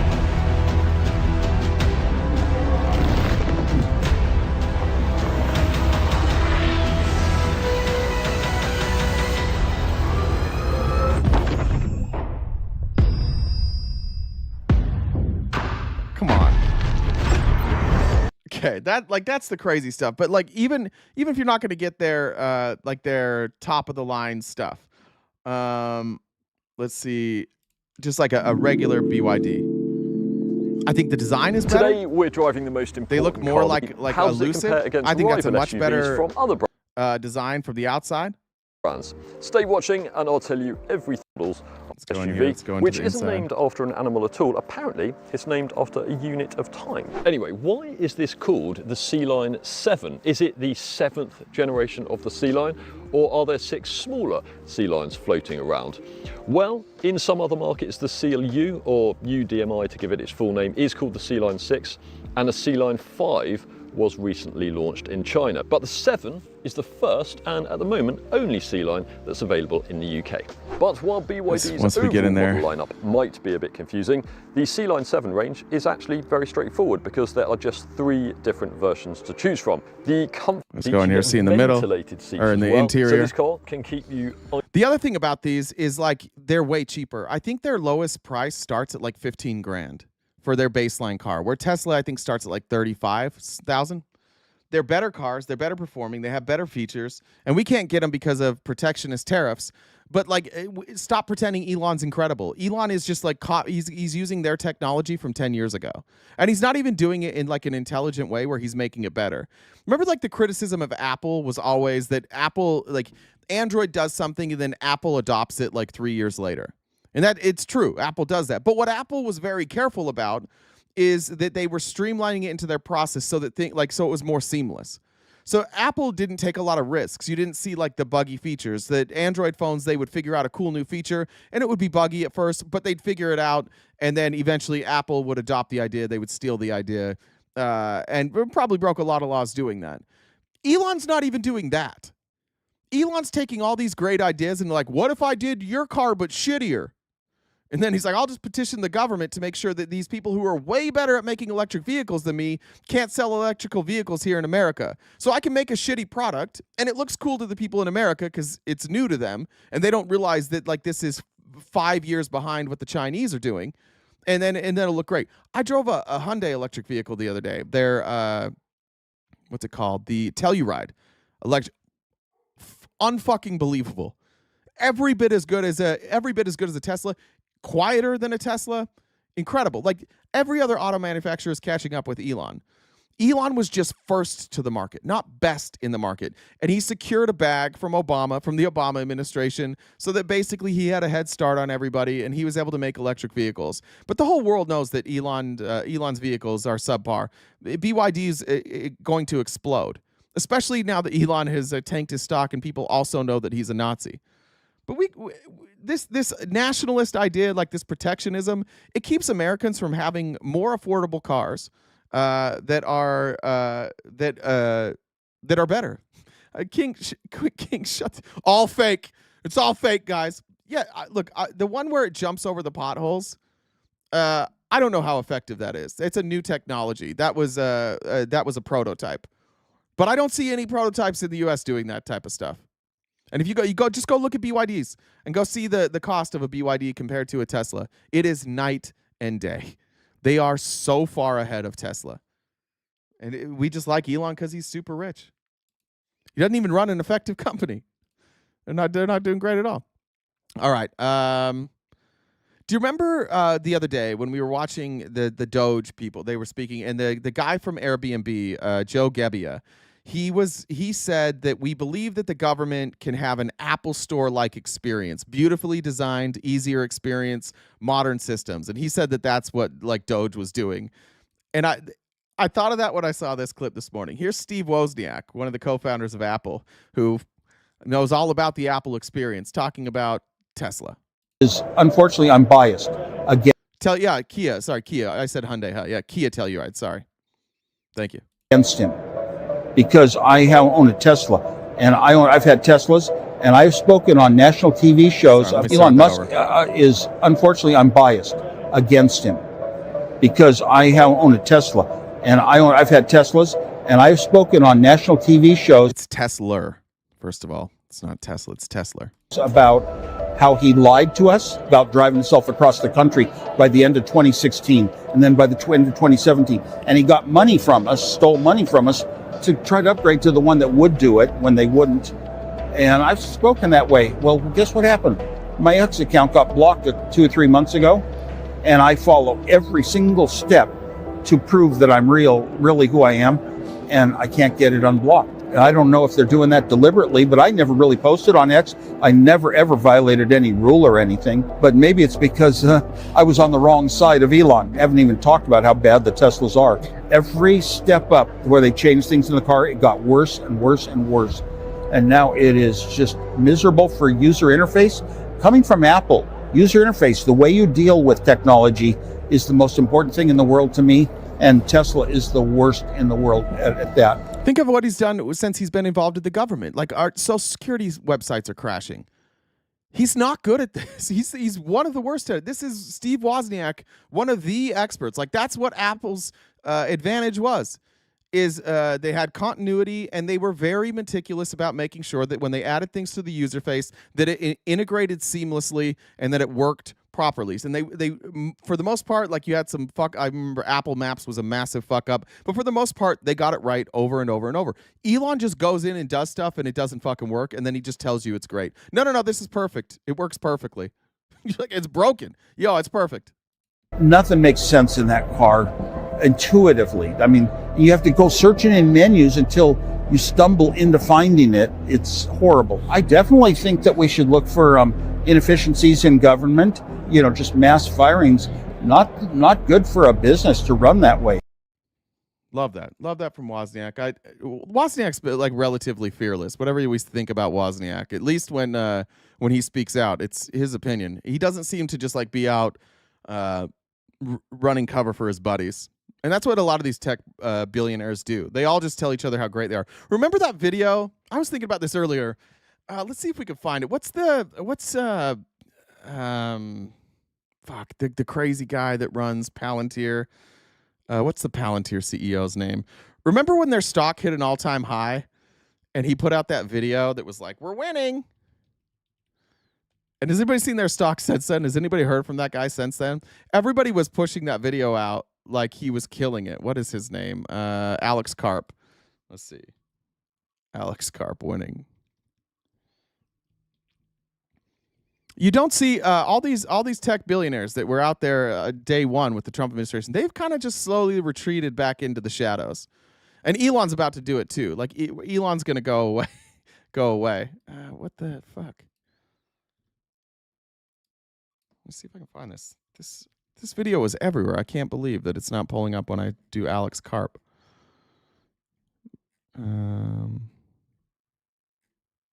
See if I can find it. Damn, I really, really wanted to show. Here it is. All right. Remember this. So this one, their stock hit like all-time highs. This was maybe a month ago. Alex, as always, we have a lot of individual investors on the line. Is there anything you'd like to say before we end the call? We're doing it. We're doing it. And I'm sure you're enjoying this as much as I am.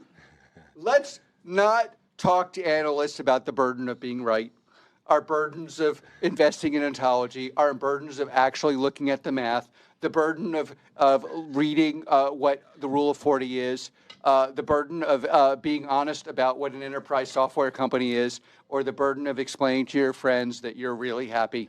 Maybe we should just stop talking about it. I'm very happy to have you along for the journey, and you are partners for us. Every Palantirian, we are crushing it. Everyone else who's listening, we are dedicating our company. We have dedicated our company to the service of the West and the United States of America, and we're super proud of the role we play, especially in places we can't talk about. And we love our success in the U.S. and globally. Also, you know, remember that part where he's like, "We can't tell you where we're doing things." All right, so this was him celebrating. I just wanted to show. So this was like February 3rd or 4th, I think. This is on this day when they hit, February 4th. They hit all-time highs on February 4th. You saw a little climb, and then, and you haven't heard shit from them. Because we're in a the tech bubble is an actual bubble, especially places like Palantir, who their proof of concept is cool, but proof of revenue is a little tricky. And so Palantir has come crashing down. Since that day when he's like, "To the moon, we're winning, everybody invest now," and then it crashed. Rory says, "Pair character lifting some heavy weights, saying keep it up." That's I can't see that one, but it's in my head. Victor said, "For the daily dose of education." Thank you, Victor. Appreciate that. Let me check in with Jen. Jen, do you want to do announcements real quick? Oh, I see the pair character now. I can show you guys. That's what he's talking about. Boom, right there. Are you here, Jen? Yes. Go. All right. So I need to go to the I'll bathroom. let I need to. you go into I don't know. I need to pee real quick. I'll just finish the outline and then it'll probably go till like 2, I'm guessing. Okay. Okay. I'll be right back. So sounds like we've got about, what is that? Hour and 45 minutes left. So it looks like we've got about 117 people on Twitch. We've got 351 on YouTube. If you look in our top left-hand corner, we've got the remaining balance of our gift goal. If we all sent $1, we'd more than knock out that goal. So if you guys could help us out, Venmo, Cash App, PayPal, Super Chats, all go towards knocking out that goal. So that would be awesome. What else? If you haven't subscribed to us on Twitch, you can do so with your Amazon Prime sub. And also, we have 4 different memberships on YouTube if you would like to join our channel. You can also check out our link tree in our bio. We've got we're on a bunch of different social media platforms. So if you guys want to check us out on X, Facebook, other places, that would be awesome. And Jay's not here, so I can't do my joke. I wonder do you think he'll wash his hands? What do you think, Chuck?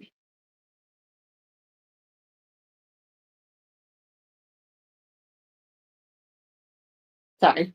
Anyways, so Jay, we Hi. Oh, there you are. Did you wash your hands? I did. Yeah. You did? Are you sure? 100%. Because every time I do it, somebody's like, "You didn't take enough time to wash your hands." So You just stood. can even You see, just like, stood outside still, the camera view just to lie to everybody. still a little bit wet there. Mm-hmm. Yeah. Right. I didn't dry them very well. Okay. He doesn't look So like I a hand reminded washer. everybody- Fuck you, Ryan. So yeah. Yeah, so if you guys want to check out our link tree or another social media platforms. Also, if you guys would like to stream on YouTube, a little red heart in the corner, that'd be fantastic. Trump likes to think he's a visionary like Steve Jobs. Yeah. But it's like comparing apple to orange. That's not bad. That's not bad. I appreciate that one. Thanks, Jen. I'm sure Jen said it, but like I said, we are crowdfunded here. So if you guys can help out with that gift goal, appreciate it. Tanya says, thanks, Jen and Jay. Thank you, Tanya. Moving on. As Republicans continue to weirdly lie, they'll lie about wanting to cut Social Security, and then they'll all argue that we need to cut Social Security. It's a weird thing. Here's Mark Kelly giving a pretty impassioned. I'm going to be honest. I'm in Arizona. I'm not a huge fan of Mark Kelly. I think he's done a good job.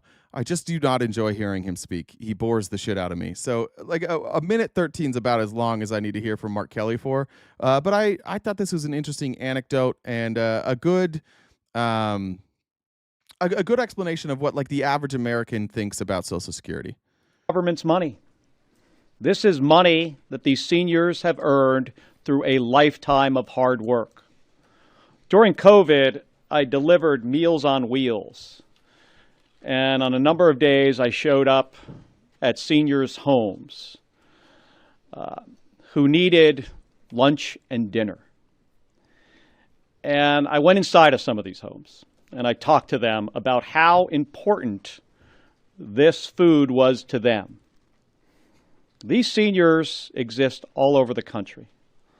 They rely on this income, often as their only source of income. To a person, it would have been devastating to them and their finances. And they're wrecking Social Security. Make no mistake, they're firing staff, they're cutting services. They're making it harder for Americans to get a real person on the phone. And they're telling them to show up at the office. And then when they get to the office, they're telling them to go online. This is cutting Social Security. This is exactly what they're doing. Yeah, in the debate last night, we kind of had this discussion that, and this is what Republicans do with education, it's what they're doing with Social Security. They break it, they defund it, they make it harder for it to operate, and then eventually they get to a point where they're like, we have to privatize this because the federal government's inept. And all the while, they're just doing the bidding of their donors. They're not doing the bidding of Republicans. I see we do have some Republicans here, and I'm sure Jen mentioned it. You are welcome to come up and join. I would love to have a discussion with any of you about Social Security or education and explain to me why what's going on, what cutting Social Security or even trying to take just parts of Social Security and cutting it or defunding the Department of Education. I would love to hear why you guys think this is a good idea. Ultimately, either way, we're left holding the bag, but it's going to be more expensive if it's privatized. I'd love to hear from Republicans. I don't think you guys know the answer to it. I just think that you've been conditioned to think government bad. That means Social Security bad, Department of Education bad, Medicaid bad, VA bad. Everything the government does is bad because they just tell you that. I'm saying this as somebody who was very active as a Republican, and I can tell you that from years of experience. And from sitting down, not only in a public setting, but behind closed doors, not once in all my time did I ever hear a Republican explain to me why the federal government is worse than the private sector, other than just saying, well, look at what people say. So they create this narrative for you that's like, oh, government bad. And you're like, okay. And they just keep repeating it to you. Think about it. If you're a Republican that's here, think about that. How many times have you heard somebody tell you that the federal government is ineffective? All the fucking time. Now, point to an example, or think of it in your life, an example of when a Republican articulated it. and told you why, and compared a product that was in both the private market and the public market, and how the private market was outperforming the public market. There aren't examples of that, because it is absolutely true that the federal government, that there are things that the federal government should not be involved in because they're not as efficient or the outcomes aren't as good. I don't like the federal government being heavily involved in commerce.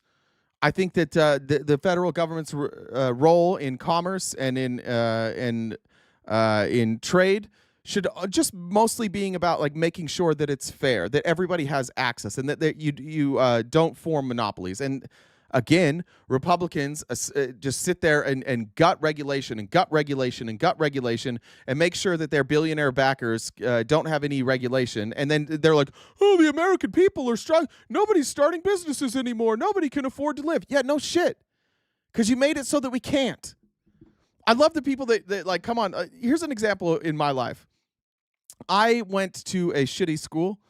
And I don't know if I've even ever explained this before. I went to junior college. Well, I went to a 4-year college for a semester.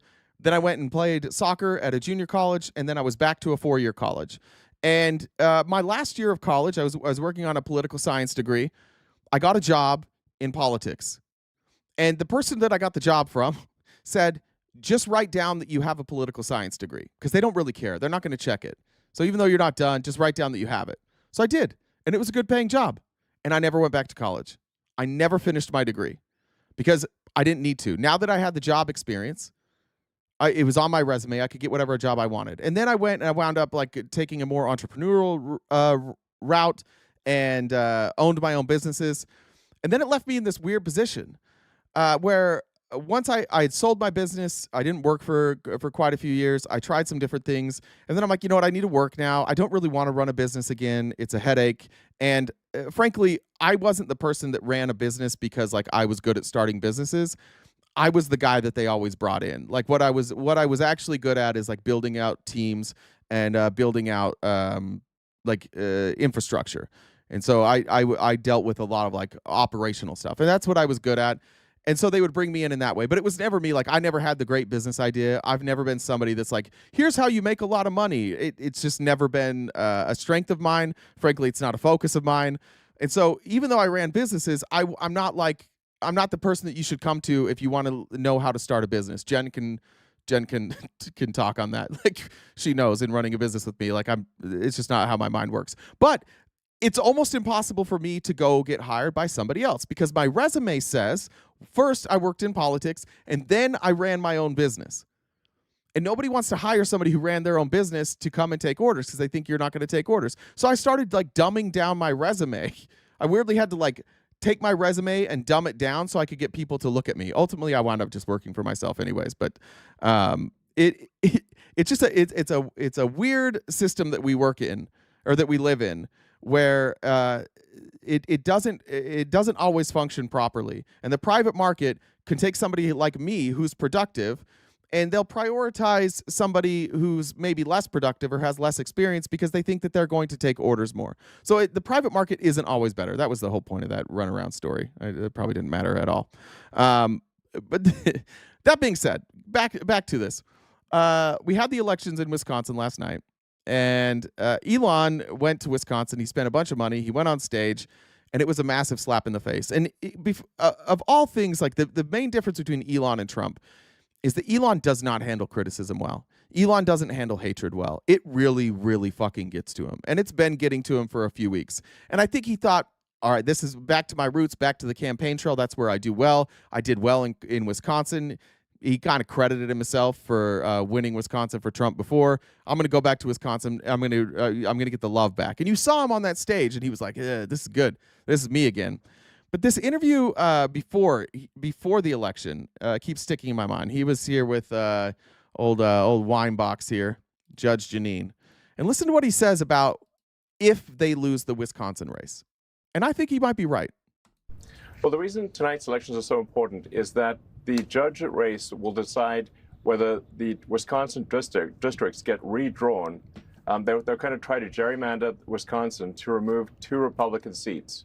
And as What actually happened is Republicans in Wisconsin gerrymandered to give themselves 2 additional seats. And there is talk by the Democrats. They did not like the ruling. There's talks by the Democrats that they believe this is unconstitutional. And with the court structured as it is now, they believe they will get a ruling in their favor that this was illegal gerrymandering. So he's kind of like spinning it in like they're going to do something new. They're going to undo what the Republicans did that clearly was illegal. Like as much as gerrymandering is illegal, I guess. Like we kind of just let it happen. Unfair. We could say maybe it's unfair.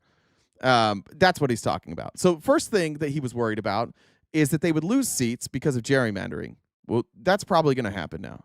As you know, the House is currently Republican by a razor-thin margin, which means that losing this judge race has a good chance of causing Republicans to lose control of the House. If you lose control of the House, there will be nonstop impeachment hearings. There will be nonstop hearings and subpoenas, and it's going to be. Yeah, why is that? Do you think? Why do you think there would be nonstop impeachment hearings? Could it be because they tried to overthrow the 2020 election with lies? Could it be because of the illegal gerrymandering?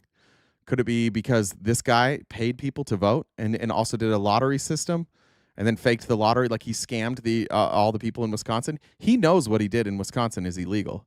And he knows that his protection was that it was a Republican state.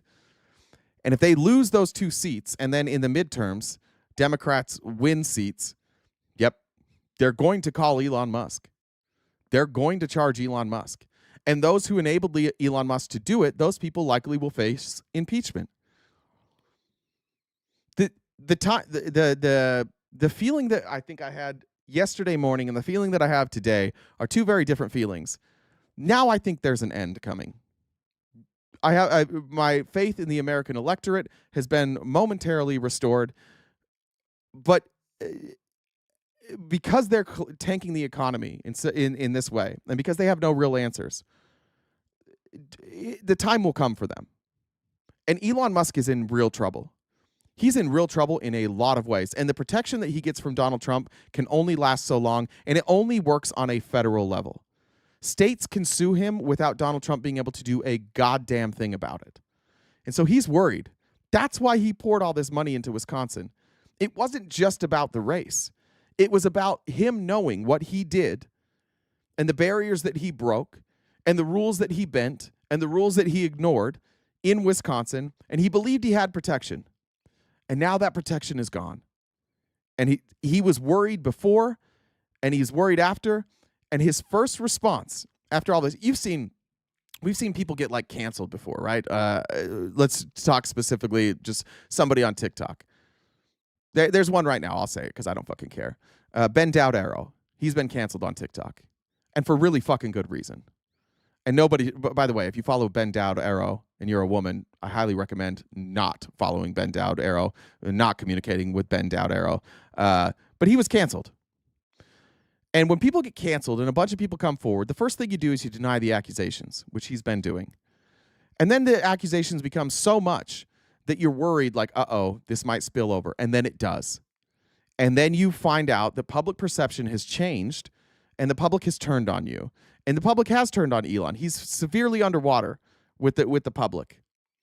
And so what did he do? He did what every coward always does when they get canceled. The next thing out of his mouth after they lose this is like, oh, Elon's probably going to quit now. Elon's going to take a step back because he can't handle this type of heat. He dished it out and dished it out and dished it out. And then he's up there like, Tim Walz said he's happy with my stock drops. What a creep. What an evil guy. Bro, do you see the shit that you've said to people? Do you see the shit that you've said to people online? As soon as it was thrown back at him, he fell apart. And now he's going to go run and he's going to go hide. The American people aren't as dumb as like maybe I think they are. They just take more convincing sometimes. People want to believe in American exceptionalism. People wanted to believe that Elon Musk is a genius and that like maybe we can save this country. Maybe we can fix our debt without raising taxes. Maybe we could all pay less taxes, and this genius magically will make it so that we pay less taxes and things get better. And there's a part of me that like can look at that and be like, okay, there was a year once where I wrote a check to the federal government for, I want to say it was like $400,000. It was an insane amount of money I had to pay in taxes. And admittedly, that was then the tax cuts came in, and I structured my business a little bit differently. And the next year, I paid a tiny fraction of that, despite the income being roughly the same, a hair less, but like roughly the same. Income bracket should have been the same. So I know what it's like to be like, oh, this is good. Like, ignore the country, ignore the fact that like if my tax revenue isn't going in, then there's a bunch of other people whose tax revenue isn't going in as well, and that's going to fuck over poor people. I didn't even think about it. Not for 1 second did I think about it. So I can understand how people see what Elon said pre-election and be like, oh, he's so smart. Like Joe Rogan's like, every time he talks, I'm like, what are you talking about? It's so far above my head that I don't know what he's talking about. It wasn't. He was just bullshitting. He's just lying. He's saying things that don't make sense, but he's saying them with confidence, and you think that you're inferior to him intellectually, so you believed him. And now that's been exposed, that he doesn't know what he's actually doing. And he's not nearly as intelligent as we thought he was, or I guess as a collective. And so you see now, he's got to run. And he can't be involved in government anymore because his Tesla stock is crashing, and this is too little too late. Because the hatred is there, and hatred lasts a long fucking time. And so I think he thinks now he can go back to Tesla and things will get right. They won't. Millions of Americans now, if they even have two options, a Tesla, and let's say it's an electric vehicle that's not quite as good as a Tesla, but it's close, they'll probably buy that one. There are millions of Americans now who will never own a Tesla ever again. He's too late. And this honeymoon that he thought was going to last for a long time with Donald Trump, that high they were all riding on election day, it's fucking gone. They've wiped out the energy in 60 days. Think of our host, our gracious host last night, Admir. How have his opinions changed in 60 days? How's his tone changed in 60 days? It's crashing, and it's crashing hard. Soon members of Congress will be fleeing the boats too. I think there's a real chance that this all ends in impeachment again, but not well this time, because we're out here, we're just letting scammers off the hook right and left. We covered yesterday the Nikola guy just scanned people and Trump gave him a pardon. The Hawk Tuah girl's not going to face any charges. All these corrupt people that we all know are committing crimes, Donald Trump is pardoning them. He's just surrounding himself with criminals. He's desperate for anybody. And Elon's like, I can't handle this anymore, so he's out. Do everything possible to stop the agenda that the American people voted for when they voted for President Trump with a popular vote and the House and the Senate in November. They're going to do everything possible to stop the president's agenda. One thing that I think, these are the same people, Elon. It's interesting that now they're saying this like, oh, well, the people of Wisconsin can't stand up against the president's agenda. It's the same people. Turns out, everything we've been saying about they didn't vote for this, I think we're right about that. They didn't vote for this. Most didn't. It's only like the jokers in the chat here. We got Talon. Good to see you again, Talon. It's only people like you who like show up every day to blindly defend all this stuff. That are like, oh, this is what we voted for. Nobody voted for this. And the voters are speaking out in record numbers. In record numbers, they're speaking out. Those margins of victory in Florida are, I promise you, every Republican in Congress today that is facing re-election in 2028 is like, oh, fuck. Uh-oh. Imagine if you won by 6 points. That's probably flipped by now. You're underwater. If you didn't win by 20 points, you're probably underwater right now. And then you got to look at this president's agenda, which you've decided that you're just going to go along with, and you're not going to do your job in Congress. You're just going to let Trump do whatever. Now you start looking at this and like, okay, I might lose my seat in power. And are the people like, they're turning this quickly in 60 days? They've turned this quickly on Donald Trump. What are my constituents doing? And what can I do to get those constituents back? I can't double down on these policies. We're setting up a stage right now for a legitimate civil war inside the Republican Party, and I do think it's coming, and I think it's coming quickly, more quickly than we thought. You already see it. We already see that the people that we know, the people that we interact with, there is already a break off there. It's already happening. Here is CNN's exit polling from Wisconsin and Florida as well, actually. Here's the takeaways that CNN had, and I think these numbers are interesting. Republican candidate running in a swing state. You don't want Elon Musk anywhere near you. Yes, maybe you like the money, but you do not want his presence in your state. Why is that? Elon Musk, simply put, is an unpopular guy. He is political poison. Look in Wisconsin, his net favorable rating, minus 12 points, 12 points underwater. That is an even worse number when you look nationally. Look at that. It's minus 17 points. So if there's one big lesson to take away from Wisconsin is Elon Musk does not help Republicans when he shows up. If anything, the data suggests that he hurts them. Republicans, stay clear of Elon Musk if you want to win in a swing state, at least in terms of his physical appearance in your state. All right, what did we see in terms of swings in Florida? What do we see in the terms of swings in Florida? You know, we were talking about Florida 6, and you can see it here. The election margins in the U.S. House District, you know, Donald Trump won the 6 by 30 points. Last night, what did we see? We saw the Republican Randy Fine win by 14. That's a swing of 16. Oh, that cleared higher. I thought I didn't know it got all the way to 14. I thought we were around 10 points.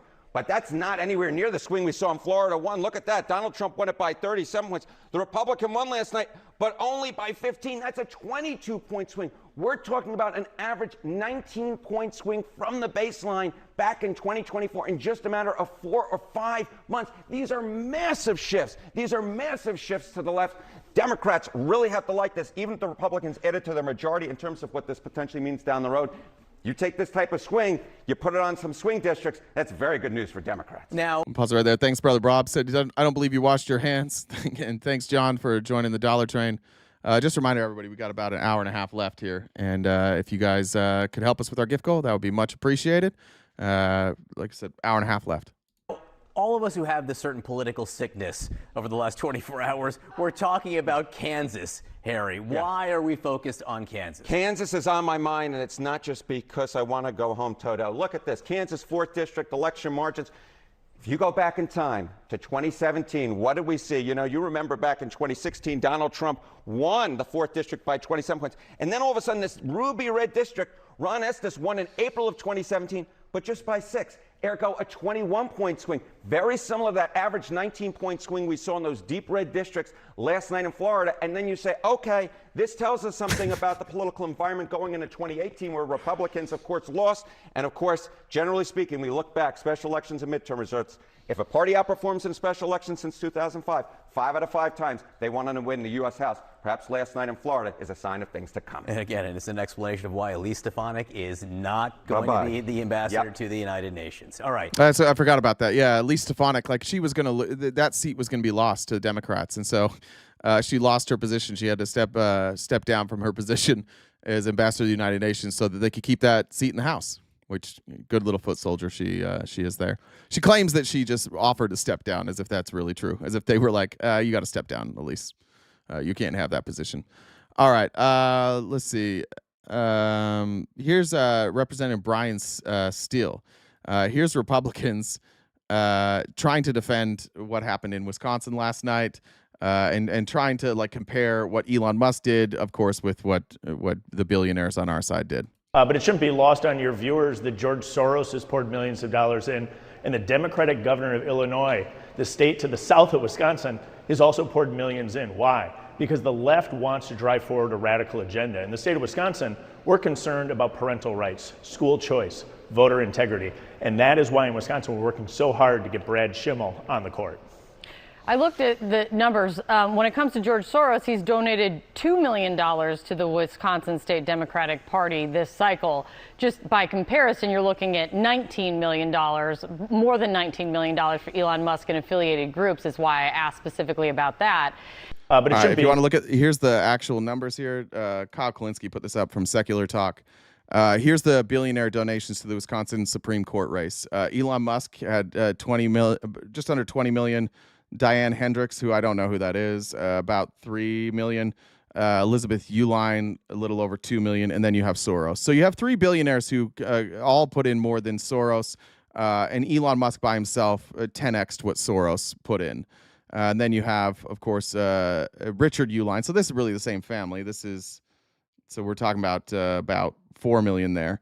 And then Pritzker put in under 2 million. There's Linda Uihlein. Oh, good for, what the hell? We got a little family feud there. And then Joe Ricketts, Schusterman, Hoffman. But most of the money came from Elon Musk. Like, what is this total? If 2.5, 4.5, 6.5, let's call it 8.5, 10.5, 11, let's call it 12, 13 million. Like everybody else is like 12 or 13 million combined. Elon Musk had 20 million. Not a great return on investment there. Yeah, Rory, that guy was great. That guy last night was terrific. By the way, if there's Republicans here, you want to refute any of this, you're welcome to come up. Just message Jen, and she'll get you up on the show.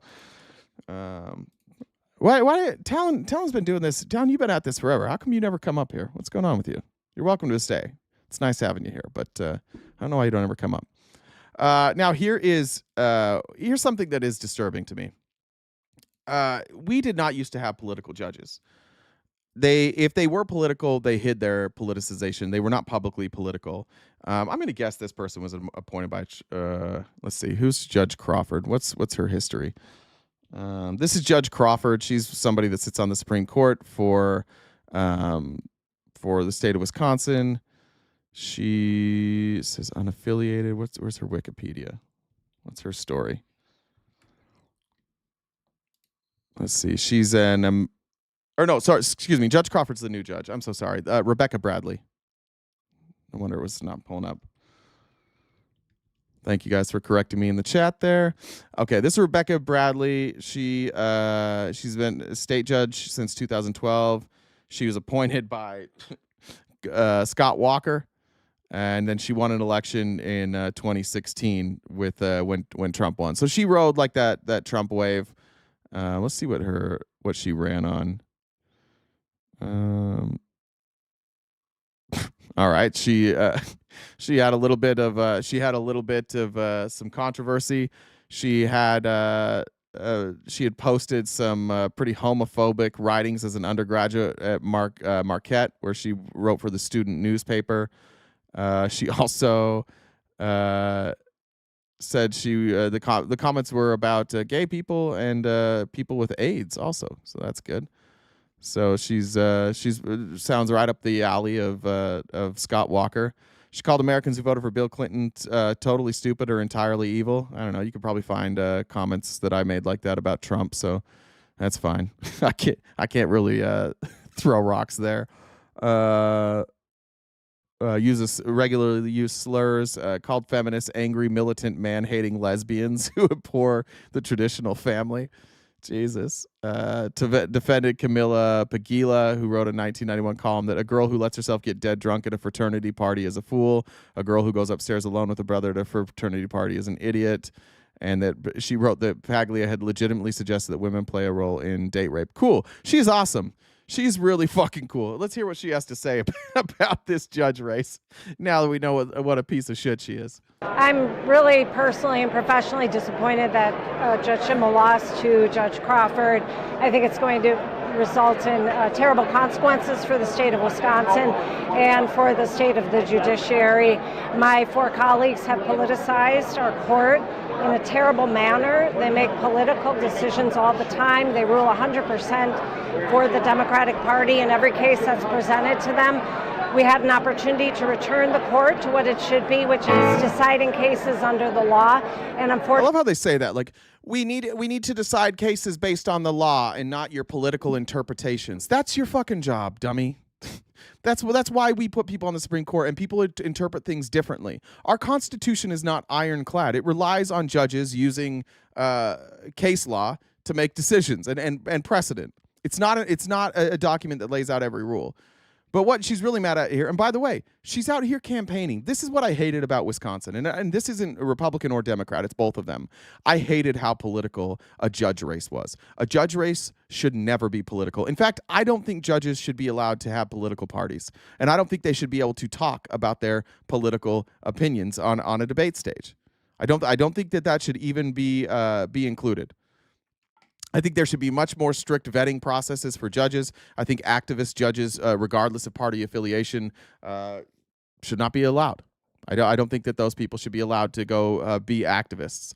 If you have political opinions, if we want to go like do what Canada does or the UK, and you can have a debate and it's moderated by somebody like NPR or PBS, fine. But like we're literally at an election party here where we're drinking and being merry, and we're talking about the fact that when people rule differently than me, it's unconstitutional. That's not healthy for our court. Actually, we're simply kind of like the Supreme Court. Going to see more politicization of the judiciary. I also think the way Judge Crawford ran her race was disgusting. She slandered a good man, Judge Schimmel. We saw this last time against Justice Kelly. It's really sickening, and I hope next time the people will see through the lies that misportray good people in these ads. It's a terrible thing.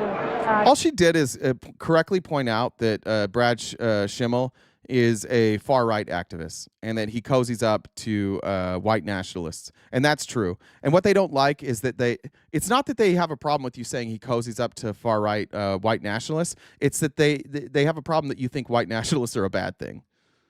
So when they say you're lying, it's because you're calling white nationalists evil, and you're saying that they're hateful. What she really has a problem with is the fact that we're calling white nationalists hateful, because those were the attacks on Brad Schimmel.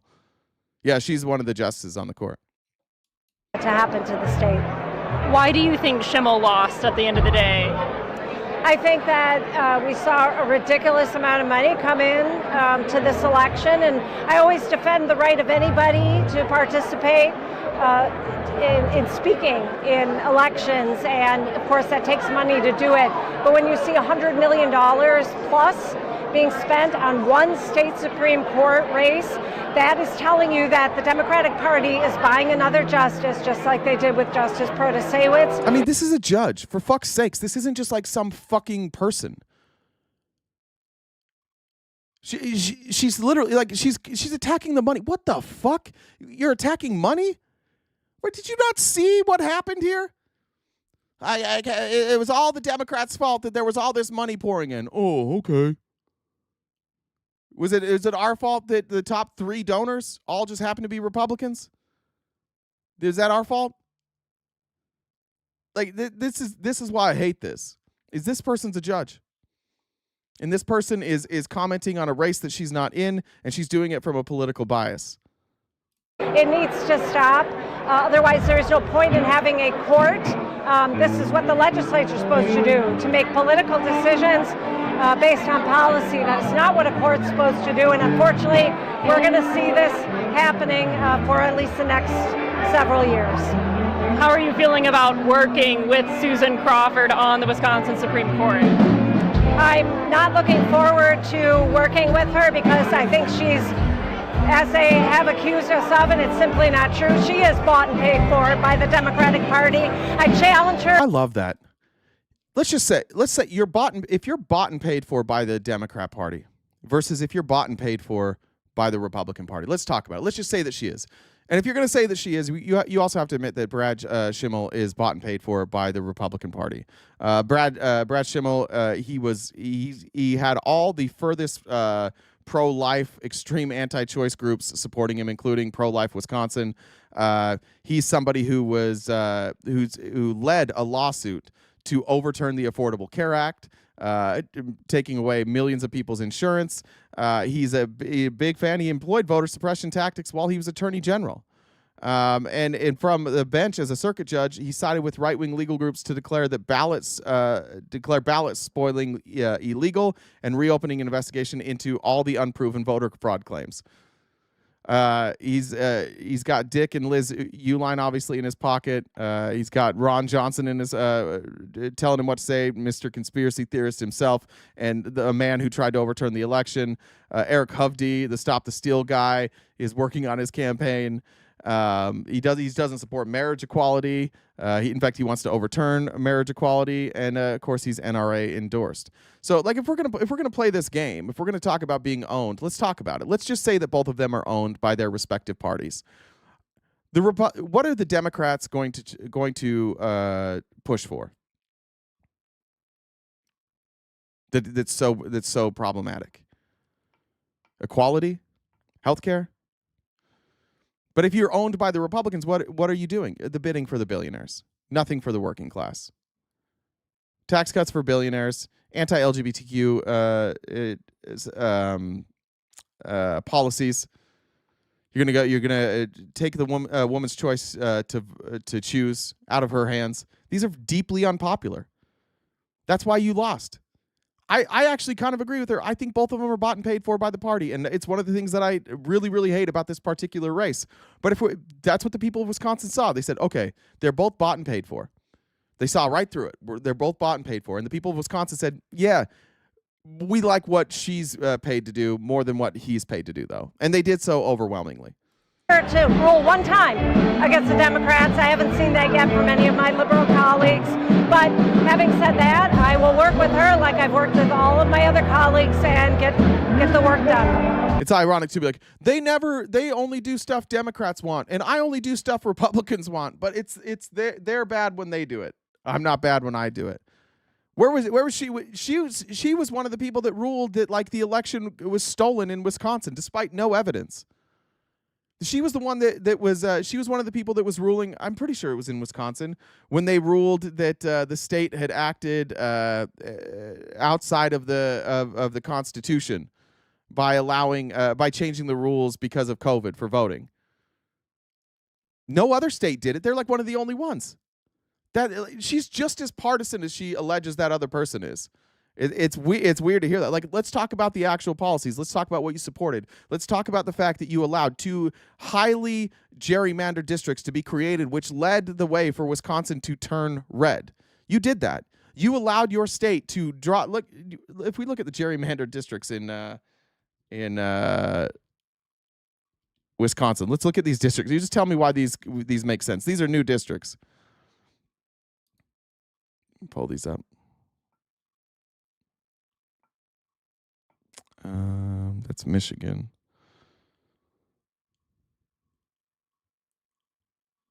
Let's see. Let me find the new districts.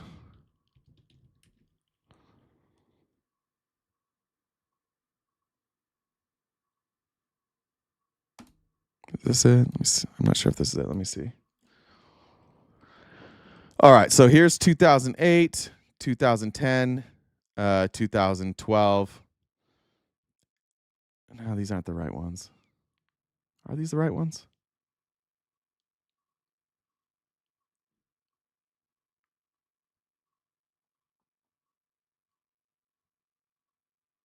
I'll have to find them. I'll show them tomorrow.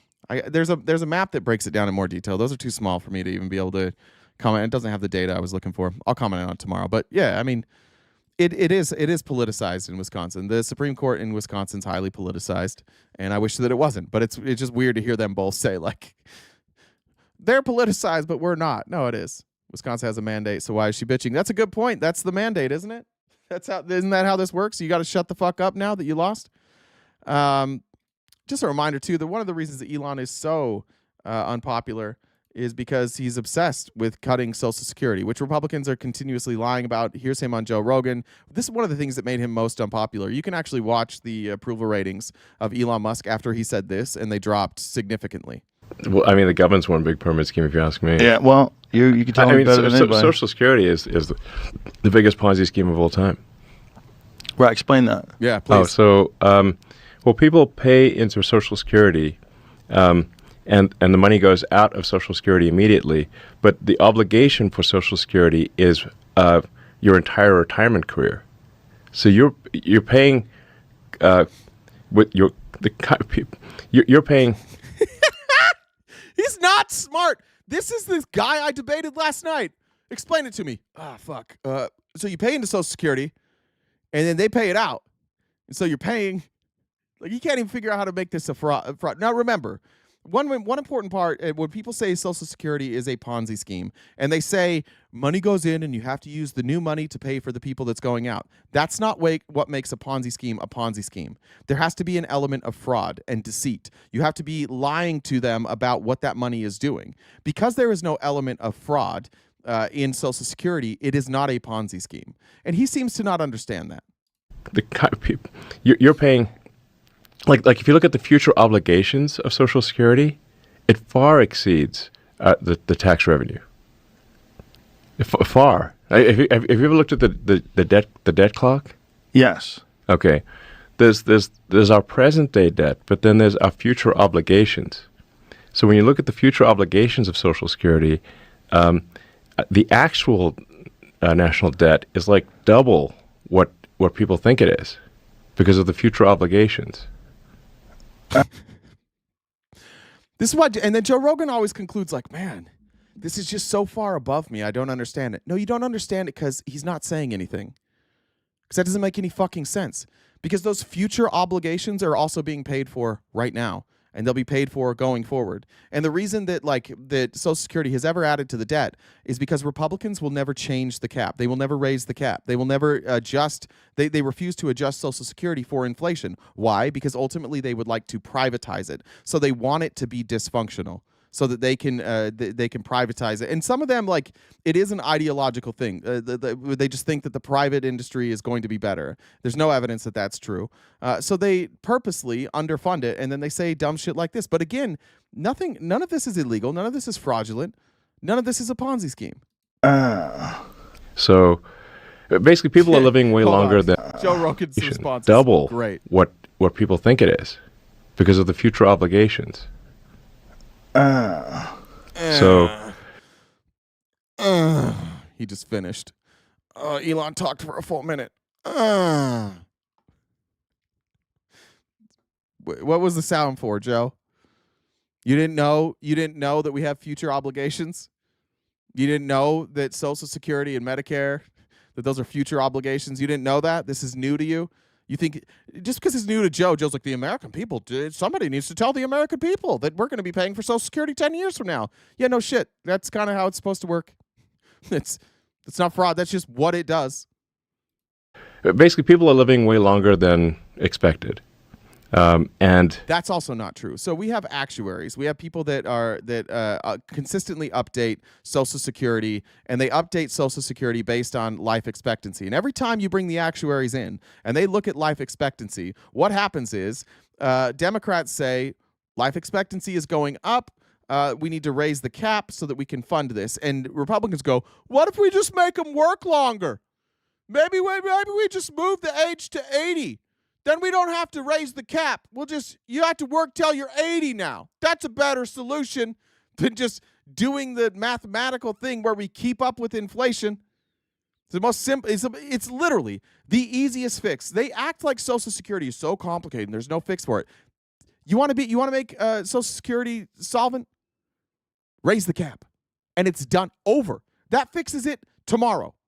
If you raise the cap on Social Security, or eliminate the cap, it ends the problem tomorrow. It's over. But they won't do that because they're not allowed to raise taxes. So what we have here is we have a bunch of fucking rich dudes who are looking at our debt and they're like, how are we going to pay down this debt? Well, we could raise taxes. No, we don't do that. We don't raise taxes. Okay, well then the debt's going to get worse. Okay, we'll just tell our voters that it won't. And then they won't know. Yeah, that's a good idea. It's worked for us in the past. I mean, worked through the whole Bush administration, worked through Ronald Reagan, worked through Trump. They are remarkably stupid. Let's just tell them that it won't. And then that's what you get. That's why we have the debates like we had last night, where like half the time the response was no, dumb.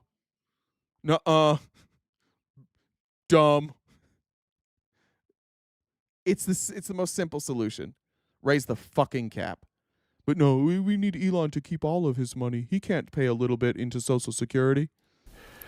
There are fewer babies being born, so you have more people who are retired and that live for a long time and get retirement payments. So the future obligation. So however bad the financial situation. That means the future obligation will be less. You dumb fucking bitch.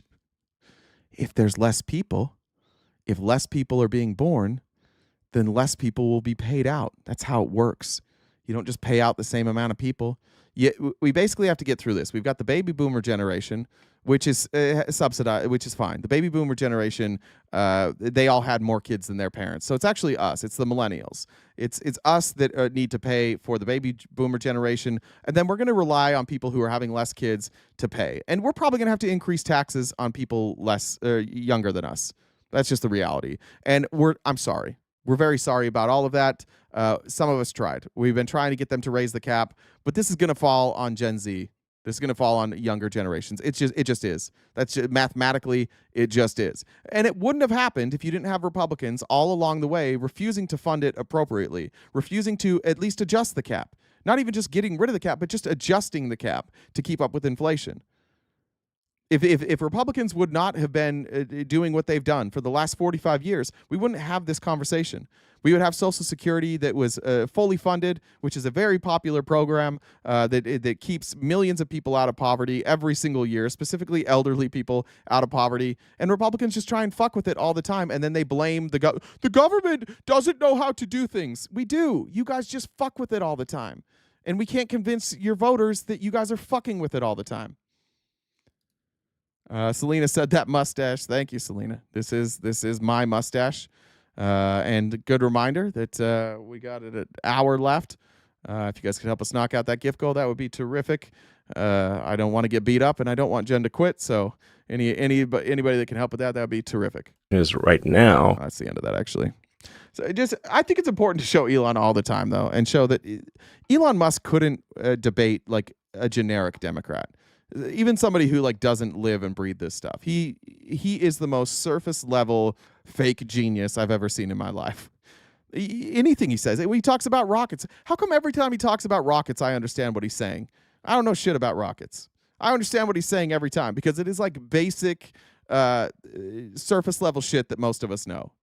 Elon Musk only appears to be a genius to Republicans when he starts saying things that don't make sense, and they just assume that it makes sense because he's saying it. And so the fact that it doesn't make sense to them actually elevates him more as a genius. I don't even understand what he's saying. He is so smart, I can't follow it. That's not a sign of intelligence.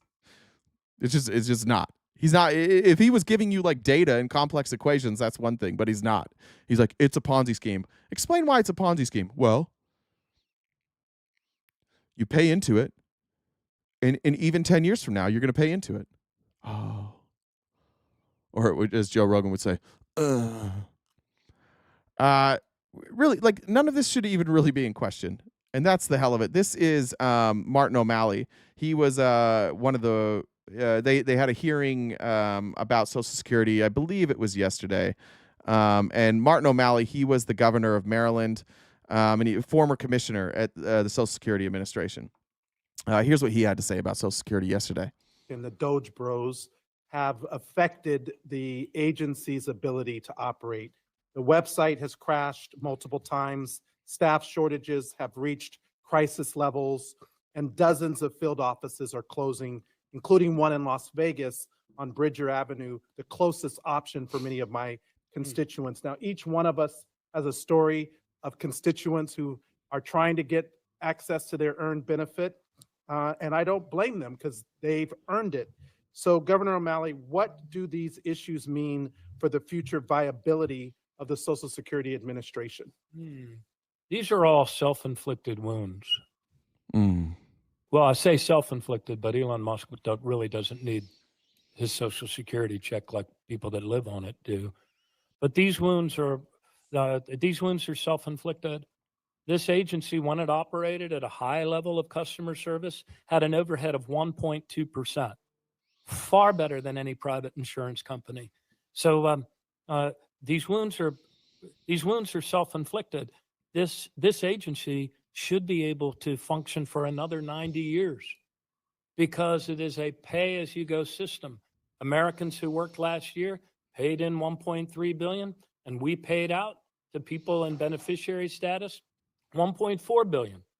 Where did the $1.3 trillion was paid in, 1.4 trillion was paid out, and the difference was taken from that 2.7 trillion surplus intentionally built up by your predecessors in the Congress to cover the lifespan of the baby boomers. So the long-term viability of this agency should not be in question.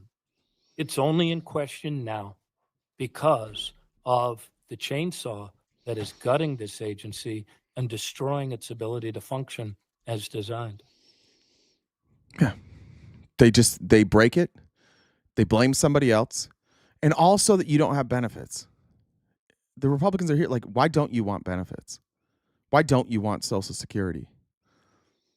The argument that is laid out all the time is like, oh, I'm responsible with my money. I've got good retirement. Cool. But other people don't. And so are you saying that like you're going to get to 65? You're going to retire. Let's say it's 67, I think is the retirement age. You're going to get to 67. You've got your money. And you're going to have people all over this country with no houses, no money. No, because they didn't prepare.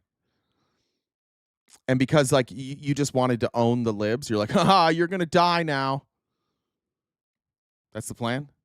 Just because like you took the money you were going to put into Social Security and you invested it wisely? Like that's a dumb system. It's really fucking dumb. Social Security is brilliant. It makes perfect sense. It takes away it takes away the people who are irresponsible with their money. It takes away that burden from the American people on that. Because the government does have an obligation to keep their citizenry alive.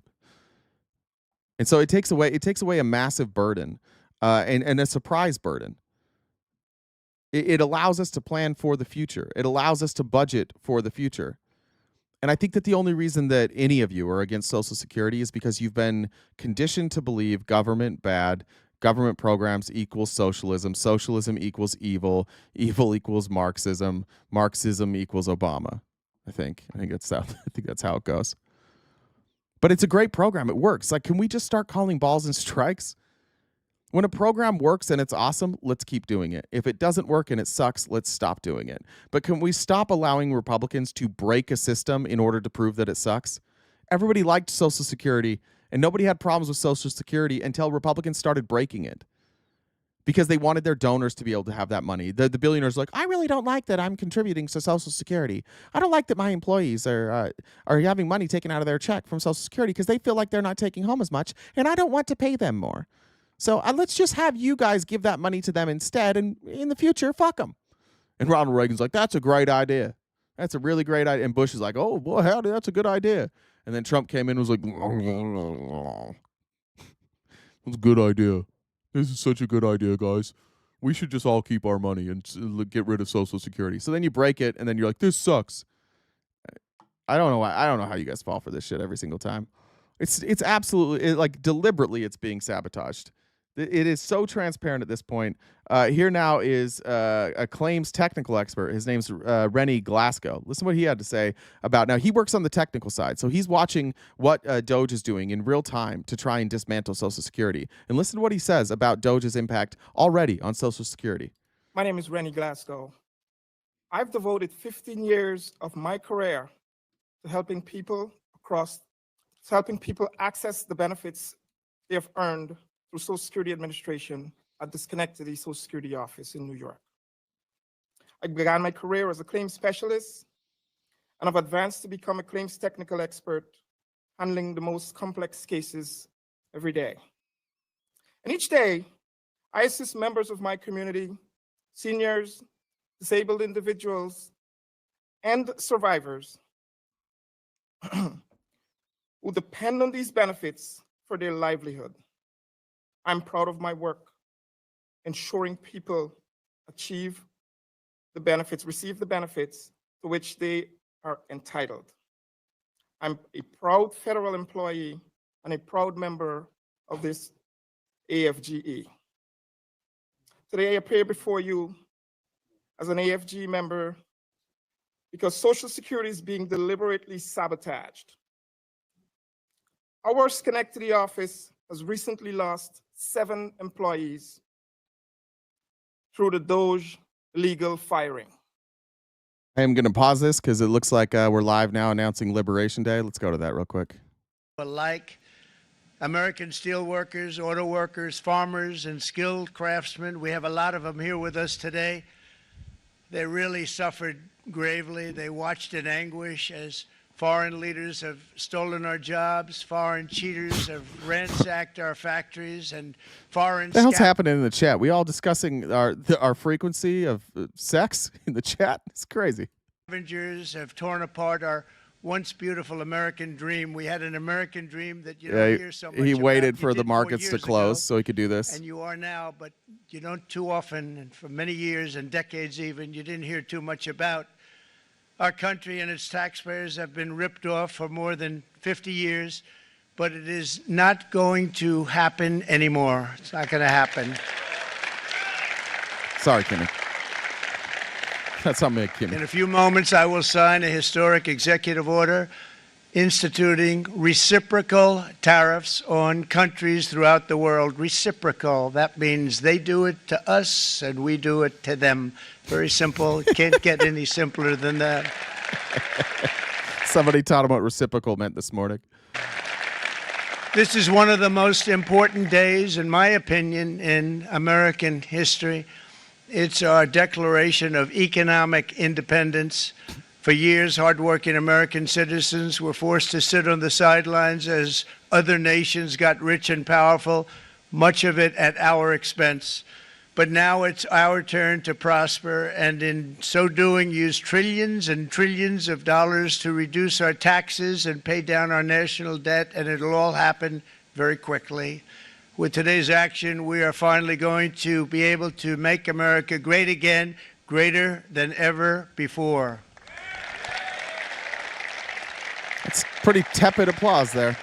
Jobs and factories will come roaring back into our country, and you see it happening already. We will supercharge our domestic industrial base. We will pry open foreign markets and break down foreign trade barriers. And ultimately, more production at home will mean stronger competition and lower prices for consumers.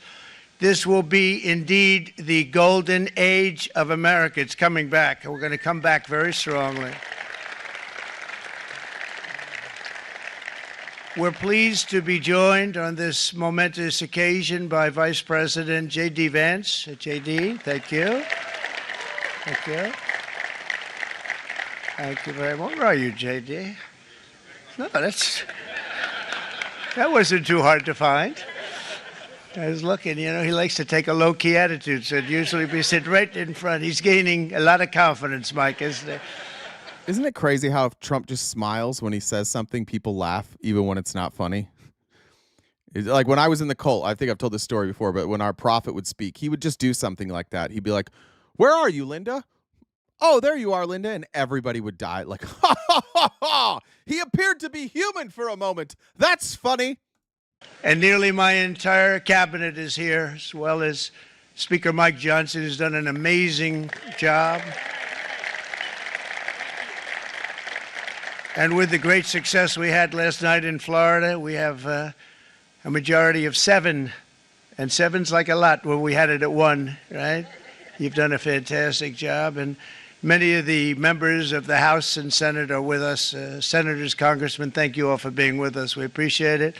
For decades, the United States slashed our trade barriers on other countries, while those nations placed massive tariffs on our products and created outrageous non-monetary barriers to decimate our industries. And in many cases, the non-monetary barriers were worse than the monetary ones.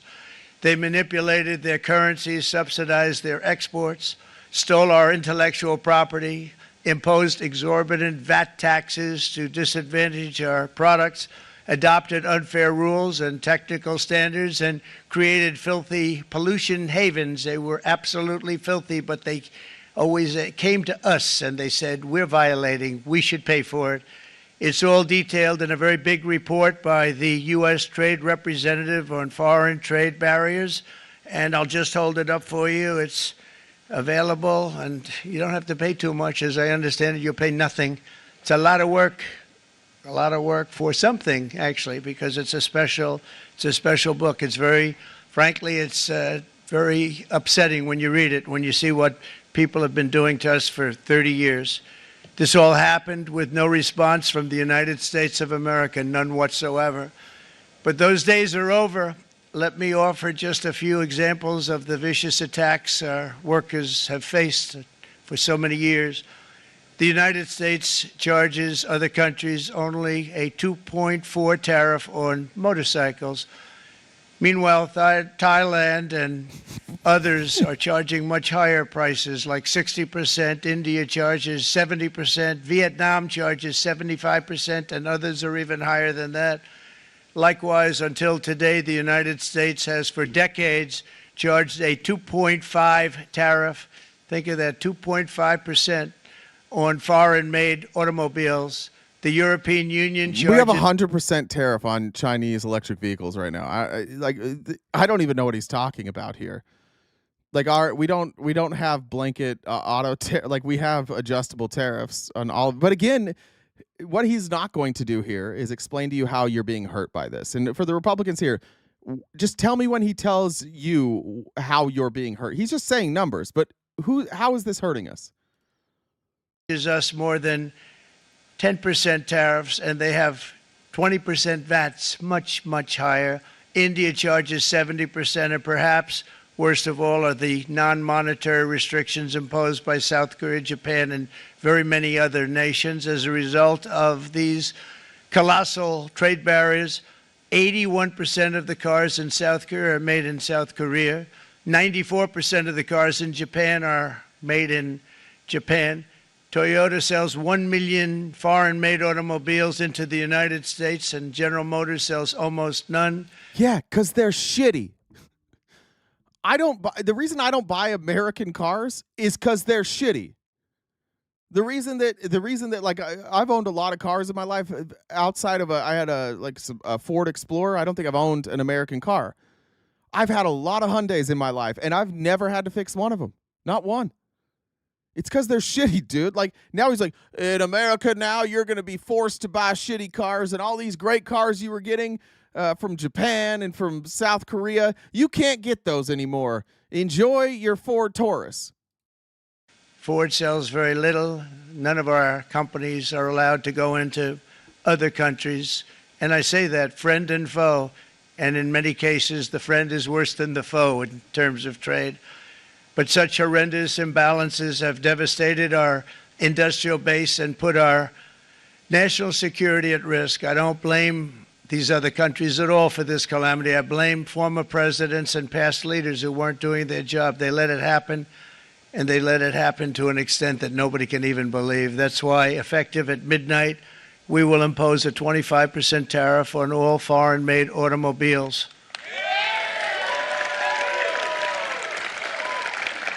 Thank you. Cool. Nobody's going to buy cars. No one's going to buy cars. In fact, my ex has a lease, and it's coming up. The lease is coming up. Want to bet that she just keeps it now? Because she's not going to go get a Ford or a Chevy. She's not going to, or a Buick. She's not going to buy any of those cars, or a Cadillac. She's going to keep it now. Watch what happens to car purchases. Just watch. People aren't going to buy a new car just to get a new car. Like, there's some people that are on leases that, like, every couple of years they get a new car. This is going to be devastating. Brian, I'd like to have you come up here for a second, okay? I just see him. One other thing. What do you think auto manufacturers are going to do in America when there's, let's say there's a 25%, what did he say the tariff was going to be? Let's say that there's a 25% tariff on Hondas. And you take a Honda Accord versus a Ford Fusion. I think those are roughly the same size. Let's say a Ford Fusion is $10,000 less than a Honda Accord. Well, now the Honda Accord, let's say it's $40,000. So you're adding 25% on that, which is what, $10,000? Did I do that right? Yeah, $10,000. So now it's $50,000. And Ford was charging $35,000. Do you think Ford's going to keep their price at $30,000 or $35,000? Is there a carve out in his plan to make sure that they keep the price there, or are they going to jump it to $40,000 or $42,000?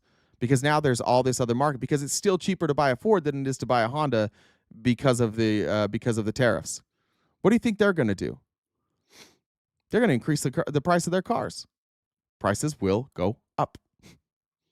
That's how this works. Now, maybe not right now, where people are struggling, but eventually it's going to increase the cost of goods. That's the problem with protectionist policies like this. They raise the cost of goods. This is a bad thing for America. The globalism in the way that they talk about it, where we have access to global markets and global products, it's fucking crazy that the meritocracy group is like, we love meritocracy, but if somebody makes a better product than us, then you can't buy it. You have to buy the shitty ones. This is not this is just protectionism.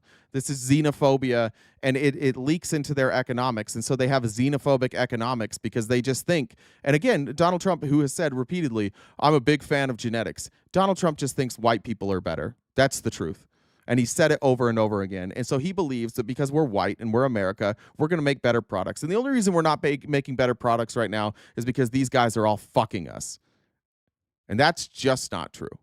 It's just not true. They invest in their people. They invest in new technology. They have seen that the world wants to go electric. They have seen the need for less global emissions, and they have worked diligently. They showed China earlier. China has bullet trains. Now they have flying taxis. They have electric vehicles that you can charge in 5 minutes. They got ahead of it early, and because we were late to the party, and because we didn't want to get ahead of it, because we're like, oh, we ain't gonna drive electric cars like them sissy libs. If I don't pull away from a stoplight and leave a black cloud of smoke, then I ain't American. You can't take away my right for a black cloud of smoke. And because we let people like that dictate what we did, now we're behind. And now, in order to fix that, they're gonna try protectionist policies. It's fucking, you got your neck severed and you're putting a fucking Band-Aid on it.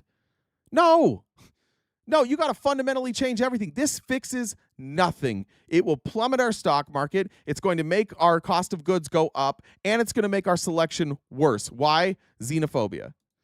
Johnny said, I want a jumping car too. Ask Lomka. A fan of ours, and he understands this business a lot better than the economists, a lot better than anybody. Brian, say a few words, please, would you? Thank you, Mr. Thank you. It's a great honor to have you. Thanks. Thank you, Mr. President. I grew up just north of Detroit. Wait, who is this guy? I'm calling bullshit on the Economist thing. What did he just say about him? Sorry, I wasn't paying attention. Impose a 25% tariff on all foreign-made automobiles. Did I go too far? Thank you. Brian, I'd like to have you come up here for a second, okay? I just see him sitting. He's been a fan of ours, and he understands this business a lot better than the economists, a lot better than anybody. Brian, say a few words, please, would you? Thank you, Mr. Thank you. It's a great honor to have you. Thanks. Thank you, Mr. President. I grew up just north of Detroit, Michigan, in Macomb County, known as the home of the Reagan Democrats. My first vote for president was for Ronald Reagan. I thought that was going to be the best president I ever saw in my lifetime until Donald J. Trump came along. All right, so this guy's name's Brian Panbecker. He is the founder of Auto Workers for Trump. He's just a fan. He's just a fan. I have watched my oh shit! Sorry. Entire life. I have watched plant after plant after plant in Detroit and in the Metro Detroit area close. There are now plants sitting idle. There are now plants that are underutilized, and it's because your cars are shit. You have shitty cars. We're bad at this. Nobody wants to buy these fucking cars. Donald Trump's policies are going to bring product back into those underutilized plants. There's going to be new investment. There's going to be new plants built. And the UAW members, and I brought 20 of them with me, they're sitting right over here. We support Donald Trump's policies on tariffs 100%. So, Mr. President, we can't thank you enough. And in 6 months or a year, we're going to begin to see the benefits. I can't wait to see what's happening 3 or 4 years down the road. Thank you, Mr. President. Thank you so much. Thank you. It was just a guy. You just brought up a guy. This guy loves me. Bring him up. Let's let him fucking speak. It's going to be great. We support it. It's going to be great. 6 months to a year. It's going to be great. Okay. What a great guy. He got it right from the beginning. He got it before almost anybody else. This group over there, they got it too. And, you know, we won the state of Michigan. We won almost all of them. But we won Michigan by a lot, and I want to just thank you all. The auto workers were fantastic. The Teamsters were fantastic. Everyone was pretty good, I will tell you. Thank you very much. I appreciate it. You're going to be very happy very soon, and you probably see what's happening with all of the, not only car companies, but car companies in particular. You see it with all of the ones they're moving, they're announcing day in, day out. You're seeing it. Nobody's ever seen anything like that. With today's actions, we're also standing up for our great farmers and ranchers who are brutalized by nations all over the world. You're stealing from them. You are currently bankrupting them. They desperately need to sell their product to other countries who are going to tack reciprocal tariffs on, because the American farming system, they make, like, especially when it comes to wheat, they produce more wheat than we can consume because it's too expensive to live in America. So we have given them the ability to produce enough wheat to keep themselves alive, but they have to sell it to other countries and to USAID. We already cut the USAID, so they're not getting money there. And now they're not going to be able to export their goods to other countries. This is killing American farmers. This guy might just be ending his presidency. This might be the end. Like, it is not going to take long for this shit to decimate our economy. Embarrassing shit. We tried to warn you guys. We tried to warn you about this shit. 6 months from now, we're fucked if he follows through on this. Fucked. Brutalized. Canada, by the way, imposes a 250 to 300% tariff on many of our dairy products. They do the first can of milk. They do the first little carton of milk at a very low price, but after that it gets bad, and then it gets up to 275, 300%. Why is this dumb fucking bitch lie all the motherfucking time? It drives me fucking nuts. 99%, 99 fucking percent of agricultural goods that go to Canada tariff-free. It's the exact opposite of what he's saying. Almost all goods that go to Canada because of a negotiation he made are tariff-free. This guy fucking lies to you every fucking day for no reason. That's the exact opposite of the truth that he just said right there. The exact fucking opposite of the truth. Almost no agricultural goods get tariffs on them. Almost none. So when they're figuring what's Canada charging, they say, oh, about 2%, 3%. But take a look at what happens down the road. When you look a little bit, it's not a pretty picture, and we don't like it, and it's not fair. It's not fair to our farmers. It's not fair to our country. And with countries like Canada, you know, we subsidize a lot of countries. I didn't even get that he said can of milk. I was so mad I missed that part. Keep them going and keep them in business. In the case of Mexico, it's $300 billion a year. In the case of Canada, it's close to $200 billion a year.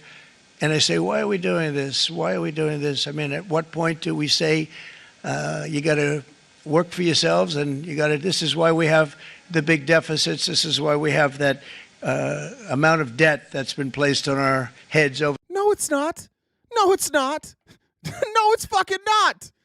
Because just like in our country, if Canada puts a tariff on those goods, Canadians pay it. It doesn't do anything to our debt. This guy's he's fucking dumber than I thought, to be honest. He's dumber than I thought.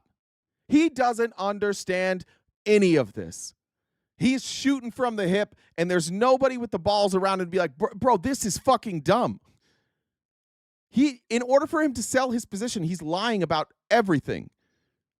He can't tell you the truth about his own position? FOD said, like I said, my favorite topic. Simps don't want to hear it. They say, have faith in Trump, stupid cuck assholes. This is moronic. Nobody in the country believes this. Nobody. Nobody has ever thought this, has ever said this. The only reason people agree with it now is because he said it. None of this is true. Over the last number of years, and we're really not taking it anymore. through non-tariff barriers, the European Union bans imports of most American poultry. You understand? They say, we want to send you our cars, we want to send you everything, but we're not going to take anything that you have. Australia bans, and they're wonderful people and wonderful everything, but they ban American beef, yet we imported $3 billion of Australian beef from them just last year alone. They won't take any of our beef. They don't want it because they don't want it to affect their farmers. And you know what? I don't blame them, but we're doing the same thing right now, starting about midnight tonight, I would say. And China charges American rice farmers an overquota, it's called, a tariff rate of 65%. South Korea charges 50%. Actually, they charge different, from 50% to 513%. And Japan, our friend, charges us 700%. But that's because they don't want us selling rice, another thing. Who can blame them, Madam Secretary? Agriculture, great job you did on eggs, by the way. The egg prices came down 50%. You got them down 50% once we got involved. They were going through. Yeah, what'd they do? They didn't do anything. Egg prices came down because the bird flu shit went away. That's what happened. That's why they went up. It's why they came down. I don't know what he's talking about. This when it comes to China and rice, like none of this makes any sense. This is fucking bananas. I think that the like CNBC, MSNBC, Fox Business, he's going to be eviscerated tonight. The media is not going to be kind to what Donald Trump is saying right now. He is going to get absolutely rolled all over every media station. The sky, the egg prices, they were going through the sky, and you did a fantastic job. Now we have lots of eggs, and they're much cheaper, down about 59% now, and they're going down further. We charge 2.8% for so many things that other countries are charging 200%, 300%, and 400% for. If imposing tariffs and protective barriers made nations poor, then every country on earth would be racing to eliminate these policies, and China would be the first on line. They run a very strong country, but they're not first in line, and the American people are paying a very big price. From 1789 to 1913, we were a tariff-backed nation, and the United States was proportionately the wealthiest it has ever been. So wealthy, in fact, that in the... I mean, what are we talking about here?